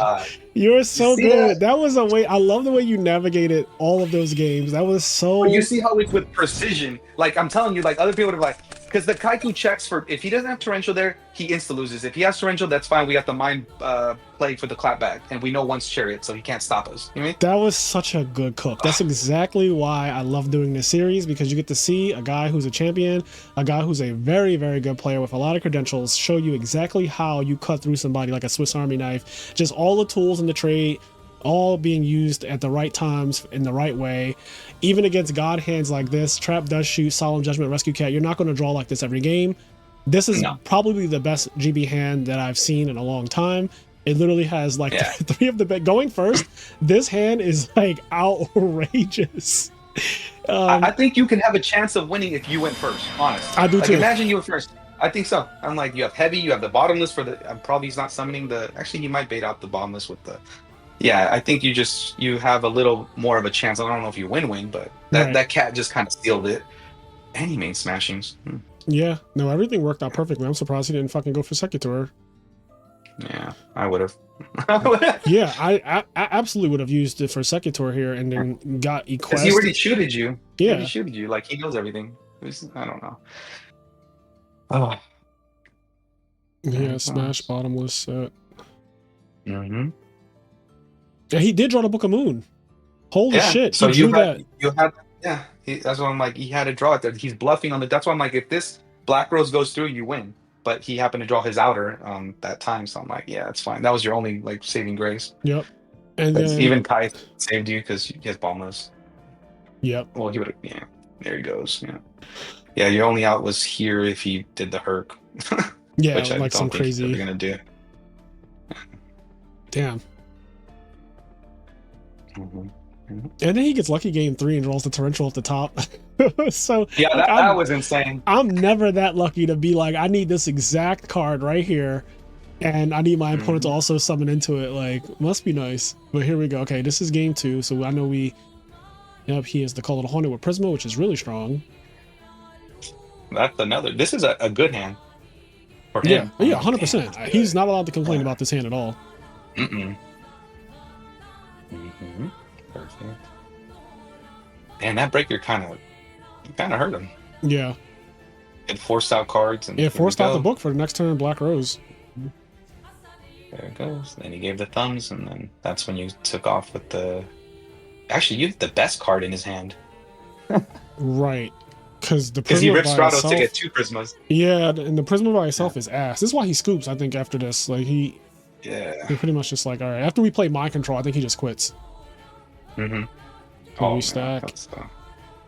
And he's like, all right, I don't want to play anymore. I would have waited for a Tiger. I was like, if I rip Tiger, I could possibly come back. Yeah, 100%. I think this hand is good too. His hand that he drew, I think it's fine. Yeah. So turn 1, he decides to set just the trap stun, which is what my read was when we try to do it next turn. Mhm. Yeah, he does that. And he goes into the quest. So his hand it's kind of like him just setting Chariot. I'm like, okay, like you can see like he didn't have any other monsters, like we said, because Right. he would have summoned anything but the bestie. So I'm kind of putting him like, yeah, his hand is a little like low on the monster count, Yeah, you read which him this deck has a perfectly. problem. Yeah, this is, I don't know. It's just like they don't play like this, and this guy, he seems like he knows what he's doing. He's not bad. He's pretty good. I'm Yeah. like, all right, yeah. Just What are the other attacking. 2 at this moment? Book of Moon and Bottomless. Book Pokemon and Bombs? Bottomless. So he Bottomless is Android. When you get another search, he still has Book of Moon set. He rips the torrential, like I said, which was like exactly what he needed to draw. Then we have the Bottomless here. We know one is Chariot, so the other one has to be trap stun if he wants to play. And he books this. He takes 400, so he's at 28. And then he doesn't draw a monster, I'm assuming. He draws a monster, but it's the worst one. And he rage quits Oh, out. God. Unfortunate, yeah. Yeah, not Yeah, that's great. too Okay, much, yeah. well, GB's getting getting backdoored by the zombie master, Yeah. literally. The worst matchup. That was really I don't good. know. Yeah, All right, that we're gonna was insane. let's do one more. Hopefully a non-GB deck this time is what I'm Yeah. what I really want. Yeah, because you see how we have to play kind of unorthodox there, and I know. I want to do like some OTK lines and shit like that, or like attempt to anyway. Yeah. Oh my god, I can't do it again. I'm sorry. Yeah, I would have won. the time you don't. I know. Mhm. Of course. All right, do it again. Yes. Oh, thank God, yes. You just Can gotta you get know. the hand that you got last one? I know, right? It was like Plague, Zombie Master, Instant Fusion Heavy, Bottomless, I think it was, the opening. I was like, whoa. All right. Okay, I can work. Oh, yeah. All right, so when you have this Set that. choice, I always wonder, which one do you set first? Goblin. All right, there you go. You Especially if I don't first. know what I'm up against. If I don't know what I'm up against. Do you put this down too? And then, yeah, I don't want to assure flying down and getting value. True, yeah. Consider the most popular matchups. Yeah, and there's no thinking when you have Shura. There's just kind of, I got to connect. Yeah? Yes, I mean, there's no. It's like, regardless. I hate to say it, but there's no thinking. Period. No, there's no thinking with the Shura. It's like, it like, just kind of puts you in because also there's no thinking going like, oh, Sirocco Bora either, right? Like, it's just like, I'm 37 pump attack, right? Like, it's just like, hey, I'm just summoning. It's obvious. It's just so good. It's like, Shura is, I would do it. I'm like, I don't need to think. I'm just going to Shura attack and get value. It's not a value bad up. thing on the Blackwing players' behalf. It's like their deck is so broken that they can just always turn their brain off and go summon attack. They don't set monsters really, so summon. Are you dead yet? No, keep trying. Oh my god, Okay. I hate this deck. Okay. All right, good thing you set the mirror, because then Aaron would have flew down. True. So I'm fine with a Lila pop. Same. Like, if he has it, it's fine. It's a good trade, I guess. Bro, there cannot be this many Lightsworn players in the world. I swear, every time I record, we play against Lightsworn at least once. Oh. Okay. All right. I'm fine. This little queer. Hate this card too. This is in my top 2 most hated cards in the format, and now you're seeing why. Oh, It is wow. Twilight. It is Twilight. We're gonna Mirror Force this, I'm guessing. Yeah. One Mirror Force. Because you'll get value off the plague here. Yep. Oh, it's just unfortunate. Draw your last pathetic card, Kaiba. What do we need here? We need. I wish we said turtle, but man, who knew? I know, right? Like if I knew he was gonna do all that. Yeah, I'd be happy with just the trooper, but you got value off the wolf too. I'm like, oh, okay. Yeah. All right, 6-5. You win the roll. He's up now. Okay, that's fine. Yep. Card trooper milling. I would have played against this than GB though. So same. This is, I guess, fine. Same. I think this is slightly less stressful. Yeah, I'm not like guessing the guessing game with your back rows and training my head. That's good. That is a good card. All right. We can literally just do flip the goblin. Oh, I kind of want to summon. I kind of want to summon this Caius, to be honest with you. I kind of do too. Because you have 2, 1, and then you have another one. So if he happens to set or play kind of unorthodox, it's like, oh, you already burnt Caius. Look at him. I think I want to say Caius because I would say going to the Hades, but I'm like, I don't want him to see that yet. Yeah, that's fine. This is good. This is fine. We'll see what the back row is. Okay, so he shouldn't have Gores. Yep. This is fine. This guy? I would get him. And then swing. If he has Gores, then why would he set Mirror Force? It's not like his hand was at 6.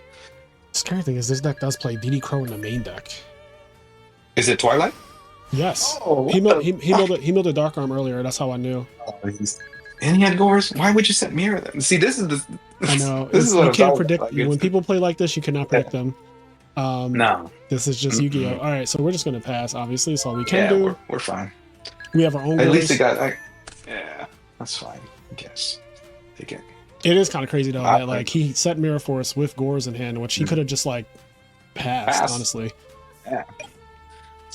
I guess that's more of an obvious voice, but still, I would never... Oh, what is this? All right. Yep. I guess they do be maining this card, too. Yep. Yeah. Right. Take 300. Take 18. That's fine. And then you're going to activate. All right, then take the 24 with the Gores. Yep.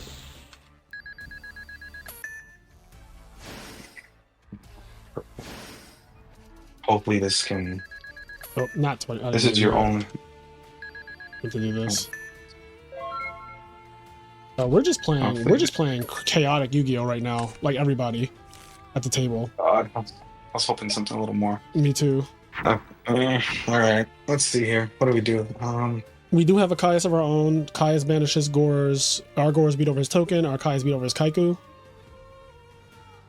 Yeah, it's like the only line because we can't do Zombie Master since the Kaiku fucked over our graveyard. So yeah, that's true. You had the line to OTK if you didn't anything but Kaiku. I think you win. Yeah, I mean he also plays Crows though, so it's a little sketchy either way. Honestly, with this deck, this deck is broken. It's like anti-meta almost now. You want to distribute this for Caius though and then banish this? Yeah. Go ahead. You're clear. Yeah, that's fine. This will stabilize as long as he doesn't have a JD. Is he at 4 already? Oh my god. Oh my god, why is he at 4? Oh god, he could have Honest too. I mean, I can't think about it. I just have to attack and just hope. He burnt one already, right? One got milled? One got milled, yeah. Okay. Alright. I wonder what's in that hand. I don't know. I'm not going to set MST though. No, you just hold in case. Yeah, it doesn't really do anything. Because if we get JD, we lose anyway. Like JD literally just kills me, so... Yeah. Why give him value? If you had that play with the Stardust, then yeah, that would be good, but obviously not. But, okay, yep, so let's just end here. Yeah. 306. Yeah, he took 900. All right. Yeah. Yeah, sucks, but sometimes it'd be like this, you know. If he didn't have Gores there, you were just in a commanding lead. Yes, Gores Come on, JD. I want to know when he had the JD. That's the ultimate question. I hope he has like reincarnation. Yeah, there of course. Yeah, he has 4 cards in hand, so we're fucking definitely dead. Like, show me any monster. No way. One of these got to be a monster. I wish you drew like anything but Typhon, like back roll, you'd be fine. I think you would have been able to. Yeah, there he goes. There he goes. I want to know when you ripped it. Just scoop it up. Yeah. Yeah, I want to see what he did. Oh, there's. Yeah, I just want to see. All right. All right. Yep. Haiku. This card's good against them too. Mm-hmm. All right. Let's see. Let's think back of the game. So he plays Monster Incarnation. They all do. So this is not that bad against that deck. Also, these are not bad against that deck, and even this is not bad against that deck. So we have a lot of choices. And Trapstones are probably ass against it, right? Yeah, Trap Stuns, but they do side the Royal Oppressions, I believe. Oh, okay. I'm not Yeah, familiar they do with into that. that. Yeah, so let's put all the ones that we're going to put in based on what I've seen. Let's go Smashings, Yep. because you're gonna have to change your tempo, and then Mind Crush, Yep. 2DD Crow, Yep. and you're going second Breaker, not that Salient. Salient wouldn't be bad. I'll put a Salient as a maybe, but let's start taking out cards. So if you're going first, let's take out one Caius. All right, return. One Krebons. What do you think about Try Heavy? that. He's never going to set more than one. Yeah, you're probably right. I think I would MST have just is take out genuinely Typhoon. better. Yeah, let's just take out the Typhoon. I think because Heavy, they can do that. Like, I hate that move when they go like set 2, summon big monster, and it's like Royal Oppression beckoning or Royal Oppression defense, Okay. and it's like, come on. But yeah, I would just leave Heavy is fine. Let's see what else. Oh damn, it's hard to take out cards. It is. Yeah, we need one more. Deep Prison. Deep Prison. Yep, that's a good one. Yeah, because they like to do that Cheese Lila play. I hate that. All right, that's looks pretty good to me. Yeah, it's fine. All right, let's see what happens. Trap Shoot Mind Crush. Opening hand. That'd be fucking insane. Oh, okay, we got some action here. All right, set Bottomless, set Reaper. I guess it's like your. Hopefully, doesn't have heavy Aaron. Yeah, I was about to say like that would be crazy. Then it's like okay, you got it. Like Lightsworn, sometimes they just. Oh my god. Oh, okay. Well. Hopefully, he doesn't have the Aaron. Okay, this is nothing. Okay. Oh, thank God. Oh man, you're about to get so much value. Smashing around that ass. Oh man, it's so good. I love this hand, by the way. Oh my, I love it. Oh, I love it even more now. It's like, oh man. Oh, that's even. Wow, you have so much. It's not even funny. Yeah. Oh God, hold on. Let's. You could really mess him up here. Let's go. Oh man, you have so much heat. Let me see how to do this. Did he mill a monster? He did. Oh, his Arcus is on the board. Okay. Yeah. All right. Yep. I think you should just go all gas. His hand is obviously slow. Yep. Because they usually open solar charge or all that crap. So let's just play a little more all in since we're down a game and stabilizing game 3. So instant fusion. Yep. Let's see. I'm learning because I would have just smashed around and kept it moving, but you're like, let's actually do a lot. Yeah, because we'll take advantage of him showing this weakness. I could be off, but I don't know. I would summon that Gale. And he's kind of telegraphing an honest here. Yep. So you can't target it with Gale. Yeah, let's just synchro off. We can do fighter here because whatchamacallit, it's it's obvious. We're not gonna go dust into a Stardust, and then you can go smashing. And then you can book a life it so he doesn't even have a name for the Lumina if he has a slow hand. Oh my god. He better have Crow here. If he doesn't, it's looking checkmate. Yeah. And then regular Reaper attack first, because this one can attack directly. You got it. He has to have Gores here, but Gores won't even save him. Yeah, and even if he has Gores, I can still get another card out of his hand, and I can beat the Gores. Leaving him with a shitty token. Yeah. So, like... I wouldn't be surprised if he scoops. He must have something. I'm like, why don't you scoop me?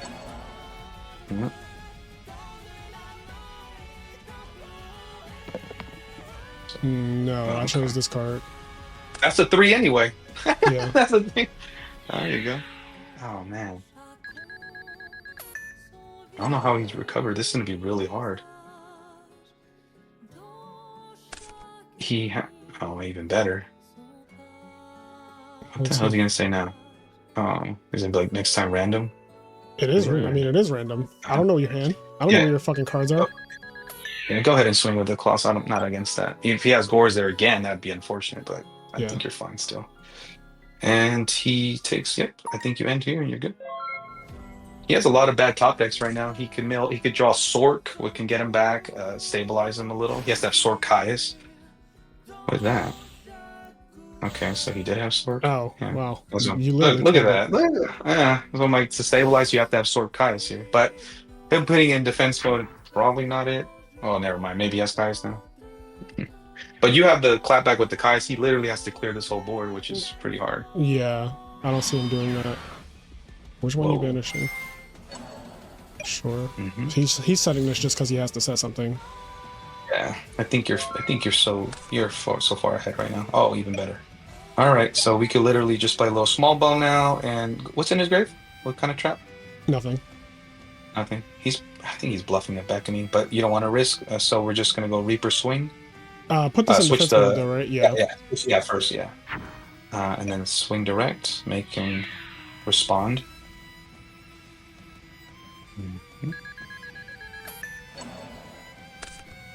Good. Yep. And then you can just tribute that little Reaper for your Caius. And he has to have TT here to have a chance of comeback, but you have the Mizuki, so I mean, you're just gonna go beat. Yeah. All right. We're going to game 3. Like he already got lucky with the. He already got lucky with the one. Yeah, the Sork having because he needed that Sork to play the game at that point. Like it was really bad for him just now. Oh man, his hand. That's what I'm saying. His hand is slow. That's why I was like, take advantage. Yeah, we don't want him to rip the charges. It's actually broken. I feel it. I feel it now. Feel it? Huh? You feel it? You got that tingling feeling? We're like, man, I can do anything. I just feel like this deck can really fuck people up. Like it just feels like it goes after hands a lot more than I would have expected, and that is, in my opinion, going after people's hands is really, really strong in Yu-Gi-Oh! Always. Oh man, and the thing is the reads on the rip where you're like, oh, you got some heat in there. Look at you.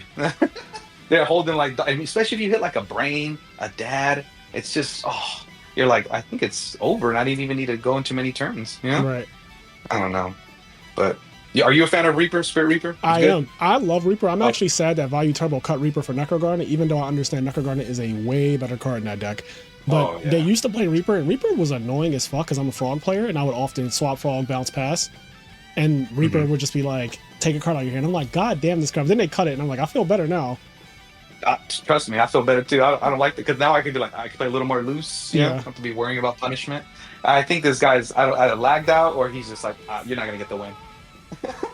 I mean, it was only one game. Okay, well, listen, if he's quitting, I'm fine with that. Okay. Oh no, I was like, that's a win. I was gonna take it. I would have took that to the bank too. Oh, there we go. I think it's over though. Just scoop and let's go to game 3. Yeah, it's not a big. Yeah, server ban. Yeah, I mean it's fine.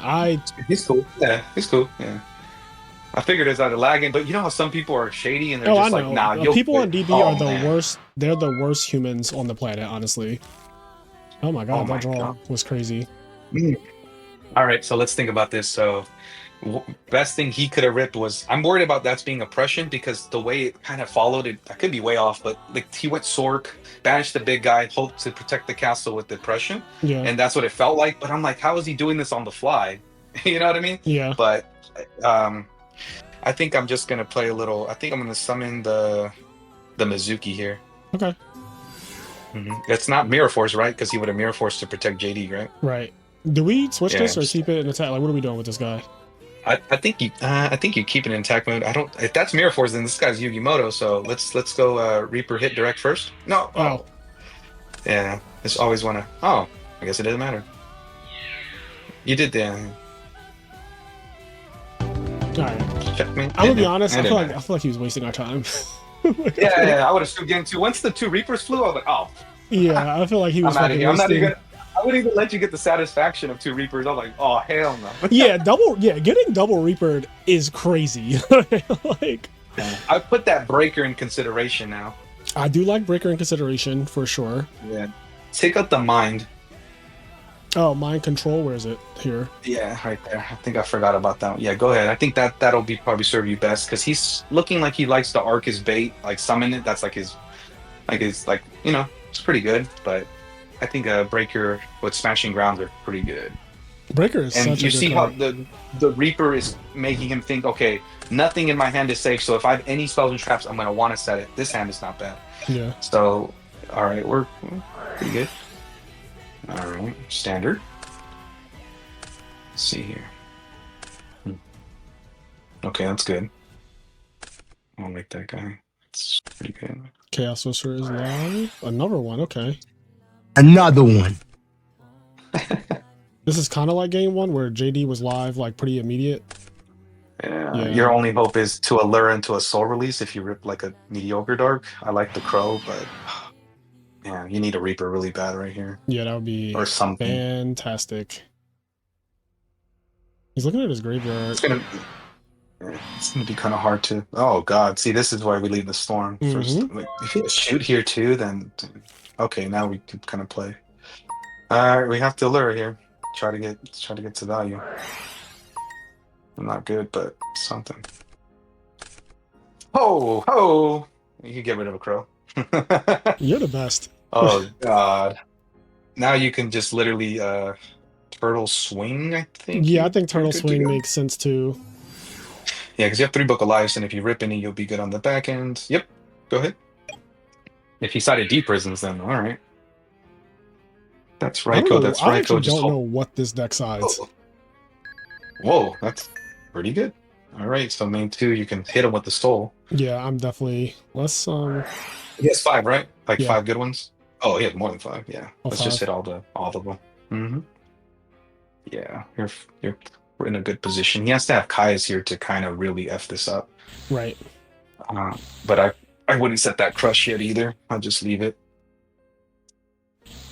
Damn, this is good. How many Kai's do they play? So apparently they don't play it anymore. So that's oh, thank God. Oh, yeah. Apparently they don't even play it anymore. I've been told that they cut that card, and so if he plays it, he's playing the old build from like a year ago or something. Okay. Now, do we set Mind Crush here or no? No. Just enter. Okay. He would if he had Charge of Light Brigade, he has to rip it here to us to get perfect. I'm scared of Lila's and getting value. Yeah, because there's no reason to just give our Lila like free pop mill 3. It depends what he does here. We can kind of range this, but okay, he's fishing. All right, that's good. I hope it's like a dad in his hand and get rid of more threats.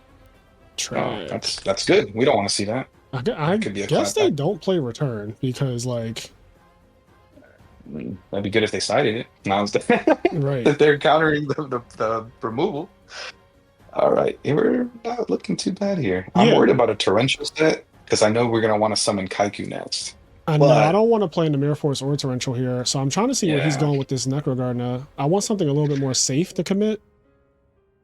Yeah. I want a goblin or something. Like That's I would like a goblin first. Yeah, just to have like the pressure that doesn't stop. My face downs, they feel like that's a could it have been beckoning? I don't know. How many cards I don't remember. This build doesn't usually play beckoning. Whoa, that's pretty damn good. Now, okay, he might be doing his own. I don't know if they play this. See, this is me being uneducated about Twilight. Yeah. Okay, he put a dark back, but why? Let's think about this one. Hold on. Think. He has Sork, obviously, right? Right. So you think he's going to banish our guy? We could just banish the Sork. With the brain, we could just banish with Crow, or you want to banish with brain control? But you'll lose your turtle. Yeah, that's fine, I guess. Yeah, let him do it. Yeah, you're right. You could do brains, and then I don't like losing turtle like this, but what did he do? He changed up his burial targets? He did. He just moved them around. Oh. Okay. Yeah, let him sort it. So now he's gonna get crowed. Oh God. Now he's gonna get outlaid here. What does he target? Let him target first. I like to let him grab it because then that's what I'm doing. I'm not doing anything. Oh, I thought you. Oh yeah, crow that. I wish we set the crush there, but this will just do. And I know he's probably thinking, another crow. I'm like, now that one has to be Sork for him to stabilize here, but that's wishful thinking. Yeah, I'm starting to think that he just doesn't even have the. I think he just put a dark back just in case he draws Sorcerer at this point, but like, I don't know if he just raw. Yeah, he doesn't raw have it. Yeah. There's the goblin did zombie. we just say that? I know, that was perfect. All right, what are we supposed to play? So what's the move here? We can do. I think Haiku is safe and just switch the turtle. Yeah. But and then if you run into TT, like you're really set back. But you're eventually gonna have to run into this TT, right? Like, I know. It's not going anywhere unless we pray that we're gonna draw the one-up heavy out of 31 cards. So like. Go ahead. I don't mind this. Go ahead and summon. Yeah. He has to have TT to punish you because you can switch that turtle. Okay, we're good. Defense. Yep. And we saw Mirror Force, so we know they play it. So yeah, now, even better. Now, what's in his graveyard? Yeah, he doesn't have much, and he doesn't have Sork. He has to rip Sork here. 2 names. He can't use Sork either. Because he can't. Yeah, you're right. yeah, because Kaiku is on the field, so like he can't use it if he has it. He can't summon it. He can't. He can't summon Lila. His Garroth is gone for the clap into the even. Oh, look at you. Oh man. Oh my god. Wow. You could literally. I could smash his ass and then Kaiku would fuck him up, or I could just. I think you could. I think you could because he already burnt Roar to match your smashing for that that even. Yeah. So I think that's fair. And he didn't have real defense because else he would have played it. So at best, it's another Roar. Oh man, and he burnt Trag already, so you can't. Sorry, guy. Get rid of his other dark. Get rid of Garroth and Kaiku. I would leave the Gardna. He obviously can't. Oh, you would actually leave the Gardna. Yeah. He's obviously weak here. So let's get rid of some darks. So get rid of the Kaiku. Yep. And then the Garroth for the clapback of any reincarnation. Smart. Yep. And then you can set your Goblin here because if he has Aaron, he has to rip Aaron, and then it's just too much in his. Go ahead and end. It's fine. You can leave the Crush for the bait. Honest. What the hell? Why did he shuffle? I don't know. It doesn't really affect anything, but like it is.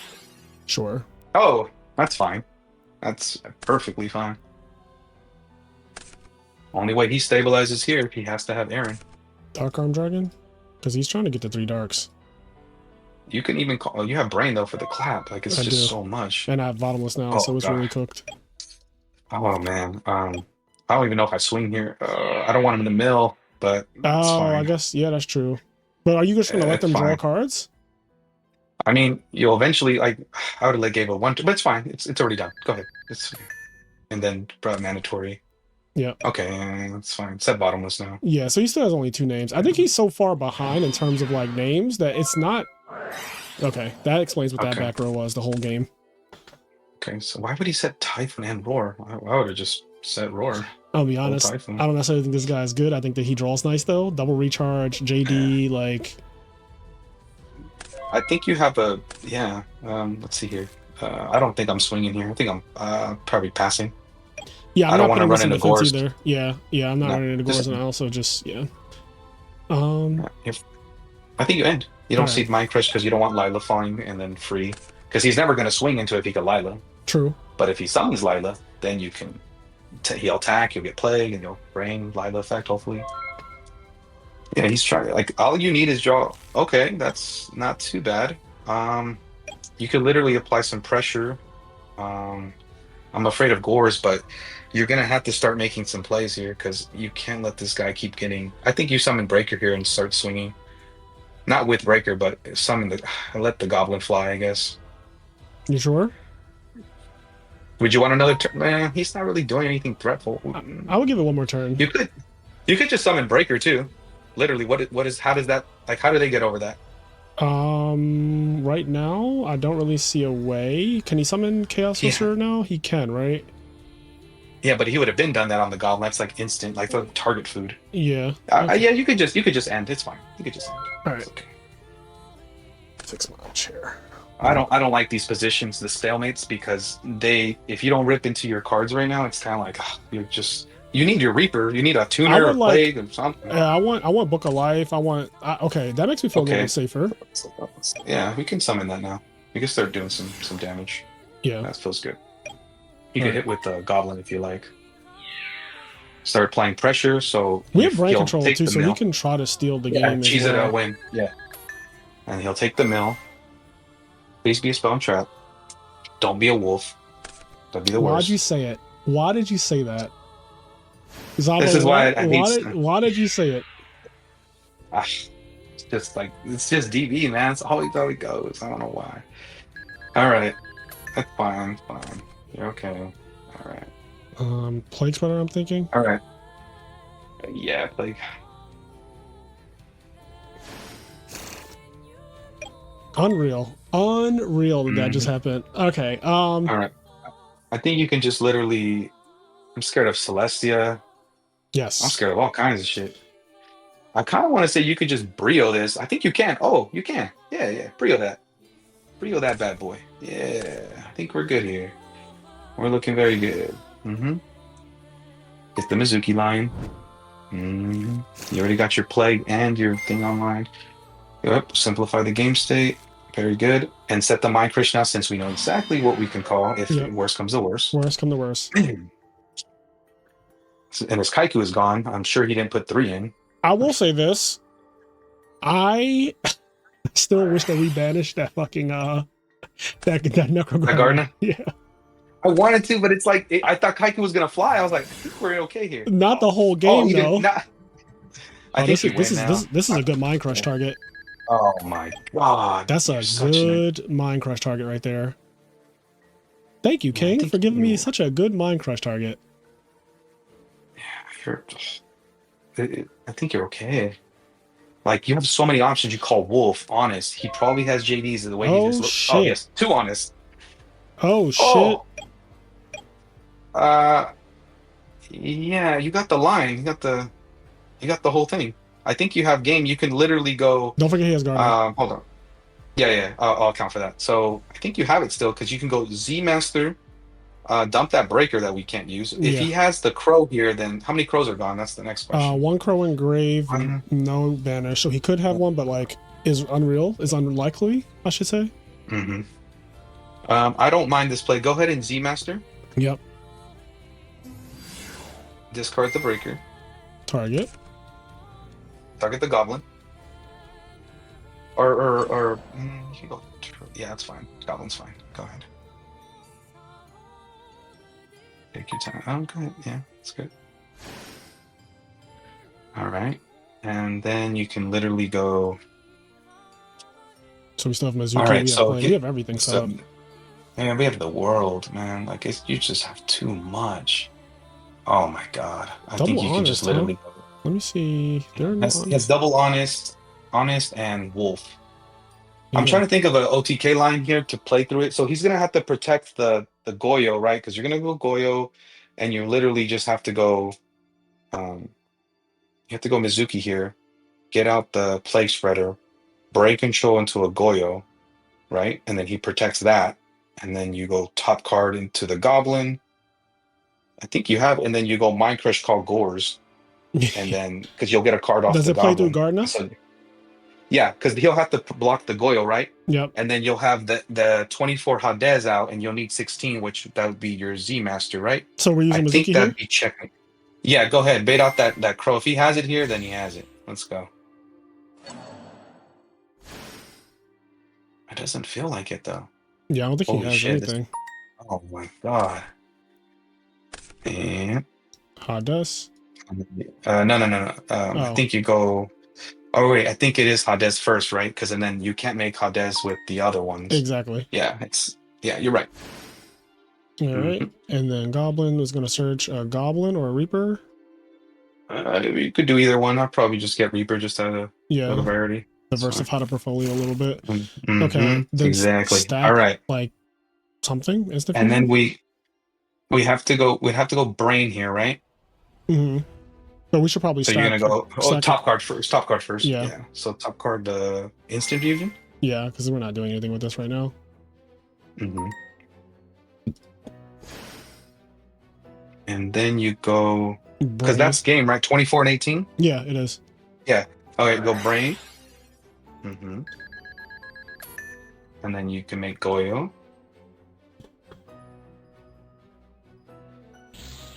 Mm-hmm. We did their sequences good. Yep. And then we call Gores. Gores, because his Trag is gone. Yep. Yeah, that should be checkmate. You have a card in hand, so if you're wrong, doesn't matter. Yep. Mm-hmm. And unless he plays Battle Fader. The power of Mind Crush if you... Oh, you don't have it. Oh, well, but check for it. That's a wrap. That is a wrap. What a crazy hand he has. Soul Release actually cooked him because his hand is fucking wild. Also, Zabo, you're the GOAT. Definitely the best zombie player I've ever experienced. and it shows.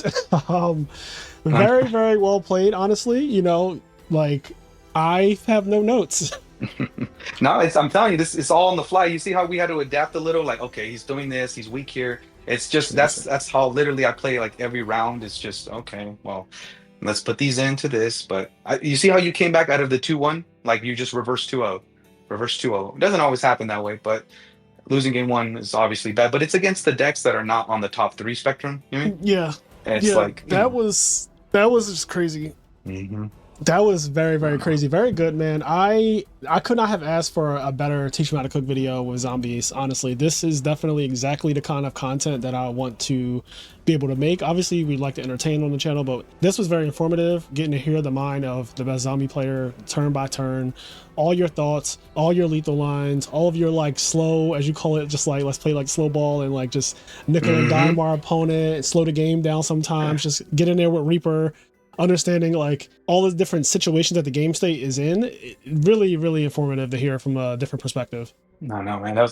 I'm happy to do it, man. It's just I hope this doesn't bite me at the end, because then people are like, "Oh, I know how you play it now." Just like I don't think they're going to be able to beat you regardless, bro. I feel like the skill that you possess is not something that you can just listen to one time and pick up on completely. I think people will get better as they should and as they naturally will, but you are clearly like far and above most Yu-Gi-Oh players. So I think your success is not going to be stopped at all or even slowed down. Like you're going to continue to do well. And I just think that like, I was talking about this actually in the Frog channel the other day.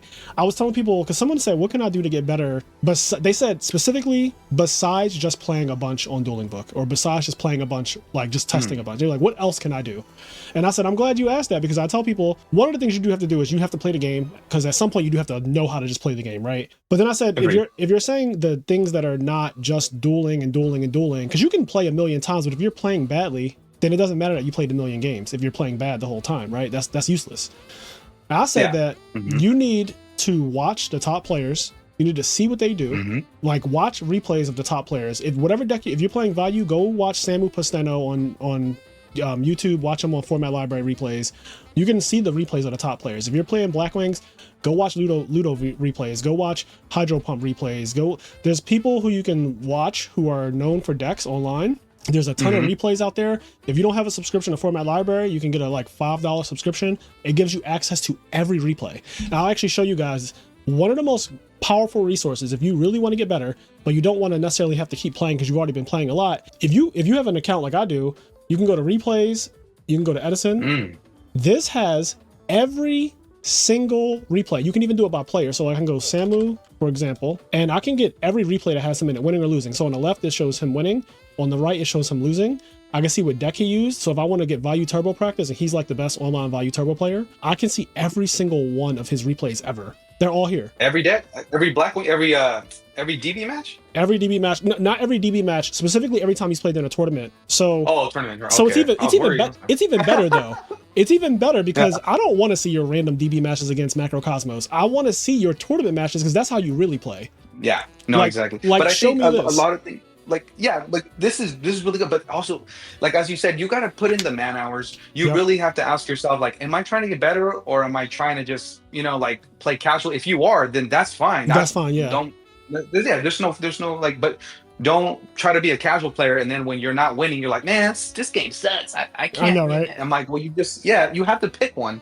And in Edison, I'm just gonna sum it up with one word. I think this format is all about positioning. Yeah, that's the one word I could put it all in. It's just you're in your opponent and you put yourself in positions, and if you didn't take advantage of that turn, it's gonna snowball and it's hard to come back. It's just it's position and mindset and confidence. We lost game one both times to GBs and the Twilight. We lost game one both times. Winning the die roll, losing the die roll, didn't matter. We lost both times and we backdoor 2-0 both our opponents. And I think that mindset of just you remained calm. You were like, here's what we're going to side deck. I think this is going to work. And it worked out perfectly. And you just play for position. You play for the like game two. We basically beat our opponents really easily because it's like, you're not going to draw that well. They both drew really good game one, right? Like game one, JD, game one, Solemn, Dushu, Cat. You can't win every game, right? Some games are not winnable. The games that we could win, though, we made sure that we won them. And we weren't like afraid, like, oh, we lost game one, now we're pretty much cooked. Like, no, it was just, let's just play our best. And we cooked. Yeah. And you see how we like when we talked about the side deck and we're like, and I already said it, I was like, you're gonna want to play that 1-for-1 game, the Smashing Reaper, and what happened the next game? Boom, Smashing Reaper with 2 Reapers. Yeah. And it's just that's how I'm like, it's gonna happen. It's just when you played so much with this deck or so much Yu-Gi-Oh, you've seen so many lines, and that's another thing too. Players need to like are trying to get better. Edison, it's not that you cannot get better. It's just you're comparing yourself to players that have been playing since whatever 05, me and you've been 06, playing and forever. Forever. We've seen so many sequences of different formats and cards, of reads, live tells. It's just like, dude, I've been in this situation before for higher stakes than this. This is not, this is nothing. Stop. Yeah. And you're thinking in your mind, like, there's no way you have this here, unless you're the worst actor alive, but I'm not falling for it. The Starlight Road is too obvious. See, that's a lot of thing. Like, when you're talking like this, you're actually getting better in my eyes. Yeah. Because if you told me something like, oh, like, I think this is better for you, and I'd be like, let me try it, put it in real practice. And I'm like, I'm never going to forget it now. Who told me? Frazier. Oh, did it work? Yes. Did it show results? Absolutely. Yeah. And it's like, it just sticks in there. You'll remember it every time you're in that sequence. Like, how does this work again? Oh yeah, Tramps and Oppression, leave it up, protect castle. Got it. We're done. It's over. Yeah, but it's very well said. I think so, man. There are some intangibles in Yu-Gi-Oh, and it, like I said, you can watch the best players, and I think that helps. You can play a lot, and I think that helps. But there are some intangible things that you really only get from playing tournaments and just get from competing over and over again. So go to your locals if you have one. If you don't have a local and you play on Dueling Book, there's so many online Dueling Book tournaments to play in. I have some in my IMNerd server every single week. There's also Format Library. There's Keegan has RBET stuff that he does online, like he does a monthly, I think now. There's a ton of places you can go online to play Yu-Gi-Oh, not Dueling Book, because I think Dueling Book is okay. The problem that I have with it, if you're talking about ladder, is like people are not playing for real on ladder. You get AFK, you get people cursing you out, you get people just being ridiculous and playing ridiculous decks or just being an asshole. In tournaments though, you get like actual humans, and they are more likely to not rage quit. They're more likely to play their best because they're spending their Saturday and Sunday or whatever day it is trying to win as well. They care about it a little bit more. They decide to enter a tournament. Their identity's out there, so they can't be a complete loser. So there's just more stakes in the tournament. I don't really care for like the ladder play unless I'm recording. I don't play ladder literally unless this camera's on. If this camera's not on, you will not catch me on ladder. That's just how because it's like, I have, like you said, I don't test. I just don't at this point. I can't. In my deck that I'm playing right now, I go in solo mode. I don't need an opponent for my deck. So like, I literally, if I'm on DB, I'm on solo mode or I'm recording. But like, if you're gonna play ladder, just your expectations just have to be like leveled. Sometimes you're gonna run into very frustrating people, and you have to be okay with that. But I recommend playing in tournaments, getting those intangible skills that Zabo has, like where he just understands so many aspects of the game. Positioning is one thing that he said, but there's like 18 other things that are in his head that he hasn't even categorized. He just does it naturally because he's played so much and he understands the game at a high level. You can't really put like an exact like, oh, this is what he's doing here, this is what he's doing here. It's all based on an accumulation of knowledge over years and years, over decades of Yu-Gi-Oh! And the same is for me. I'm the same way. You guys see me on stream. When I stream on Tuesdays, I'll just start saying what is going to happen before it happens, and then it happens on screen. And like, people are like, oh, how the fuck did you, like, how do you know that? And it's like, you just you start to breathe the game. You start to understand the game at like a different level. Yeah, agreed. And you start seeing things before even like it happens. It's not like a power or anything, but it's just like, look at the setup of the board. Look at the texture on it. Yeah. It's like you don't think dad's coming down, and if the dad didn't come on then, it's gonna come out later. Like I don't know. It's just you see things and you're just kind of like, that's why everything shocked me unless it's on top of the deck. Like if something has to roll off, like, oh, why didn't you Kai's before? Oh, you must have just, like, things like that where I'm like, okay, your hand is, all right, got it. It's locked in. But like we can't account for top decks, like, and especially when the opponent doesn't even know what they're doing. They're just kind of like all in, and then a brain control flies and you're like, wait, did you? Oh, what the hell? Yeah. Like you're kind of like, all right, well, that's like game one. We had double Kai's. We Kai's the Mirror Force. We attacked. He had Gores. I can't really predict that, honestly, because it's like, I wouldn't expect that to be the setup, but like people do that shit all the time. So you have to be able to roll with the punches. Like, yeah, some people are going to set oppression and have Gores in hand. It like, you'll heavy storm them, and then some like it's the you'll be like, this is crazy, but you'll heavy storm them and be like, all right, they should be dead, and then they just drop Gores, and you're like, wow, that's. But you play enough and you realize, okay, not everybody is going to hold the oppression when they have Gores. Like that's. The good players will. Some people, a lot of people won't. And you have to be prepared to know that. And you can see how good your opponent is. So when I realize my opponent's not that good by other things that they do, I'm like, okay, he's the kind of guy that would have Gores here. So let me just make sure that like my hand doesn't get soloed by Gores. Yeah, and then you're that guy like, what'd you lose to? Glorious. Yep. And they're like, you? But another thing I will add to the players as well, I know this is kind of going up and beyond, but know who you're playing against. It's always good to follow. Like if you're trying to get better, you're obviously going to know the players. I'm not saying be fanboys with them, Right. but like just know who you're playing because that little variable to me it adds up. Like Yeah. obviously the first few rounds you don't know who you're playing, but like I go against like I don't know, I'm like HC19. I'm like I know exactly who this is. Yep. I'm not Very gonna good like player. I'm not gonna try little cute stuff on him. I'm not gonna it's not gonna Yeah. work. Yeah. But if you know who you're up against, that adds up a lot. So if players are like, I'm not following anybody, I'm like, well, then you're never gonna get better. You're never gonna know their insight of the game. And don't be afraid to ask questions. That's what another thing. Remember back in the day, Frazier, when we played, Yeah. no one asked questions. Yep. If you saw the pros, if you saw Emon Korn, all those guys on Mount Rushmore, or back old Mount Rushmore, on mine anyway, you wouldn't even go up to them unless you had a title.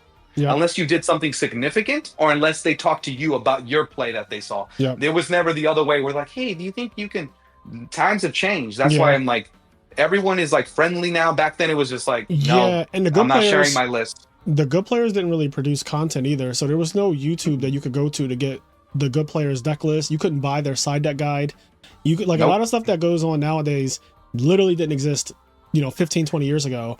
And so it is a different world. There's a lot of information being spread, which is a good thing for the community that everyone can access. Like, again, you get to watch and hear from the guy who's the reigning RBET champion with his exact deck list, play his deck, and give you everything that he's thinking about as it's happening. Like that is something that we did not have back in the day. I did not have Adam Corn's thoughts.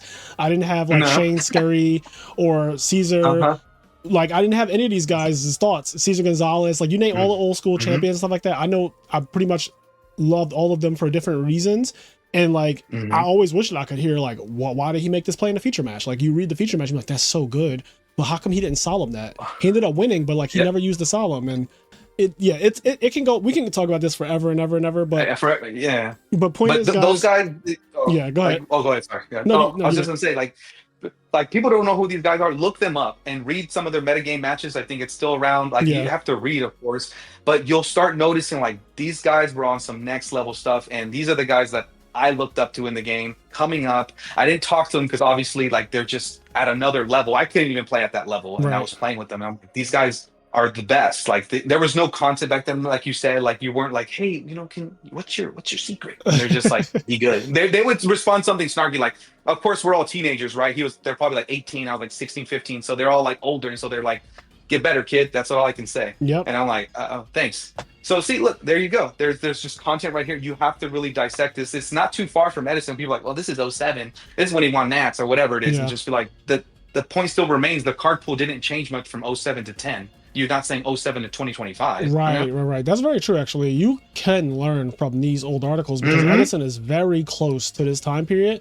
There will be things that happen in these feature matches that genuinely you could apply to today's world. And I didn't even think about that, but you're right. Now, me, I'm a fanboy from back in the day, so I read all of these already. Like me too. I read all of this shit. Like there's none of these. Chris Bowling versus Lazaro Bolito. You better fucking bet I saw this. I read this entire. I even remember this picture. This entire feature match. Like I know all of these names, read every single one of these, and so all of this knowledge is kind of like stored in my head. But I recommend you guys try different things, see what works. Everybody learns differently. We're all humans. No one's perfect, right? We're not perfect, but at the end of the day, if you actually want to be better, if you want to get the results, you do have to put in the work. A lot of different avenues to take. Great. Zabo, thank you so much for stopping by the channel. If you want to give any shout outs, the floor is yours. Yes.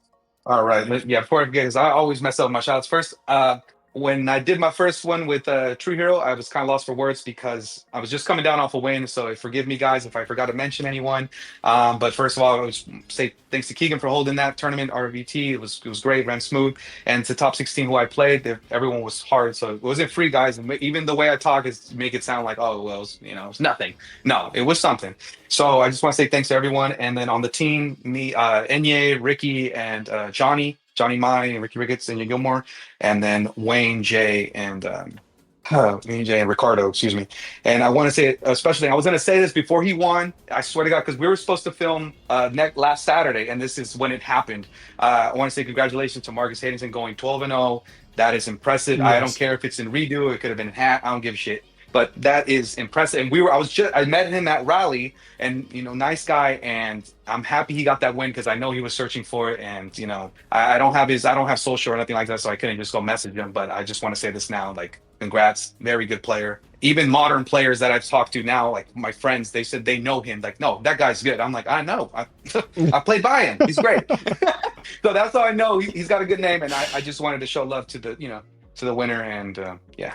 That's it. You guys being the last two like retro winners that I can recall is actually so interesting too, because I'm good friends with Marcus. I've known him for a long time. I met you at Raleigh, and then you guys both, and then you met him at Raleigh, and then you guys win these two big events right after. It's just like timelines in this game are so cool. The storylines are so cool, but you guys both put in the work.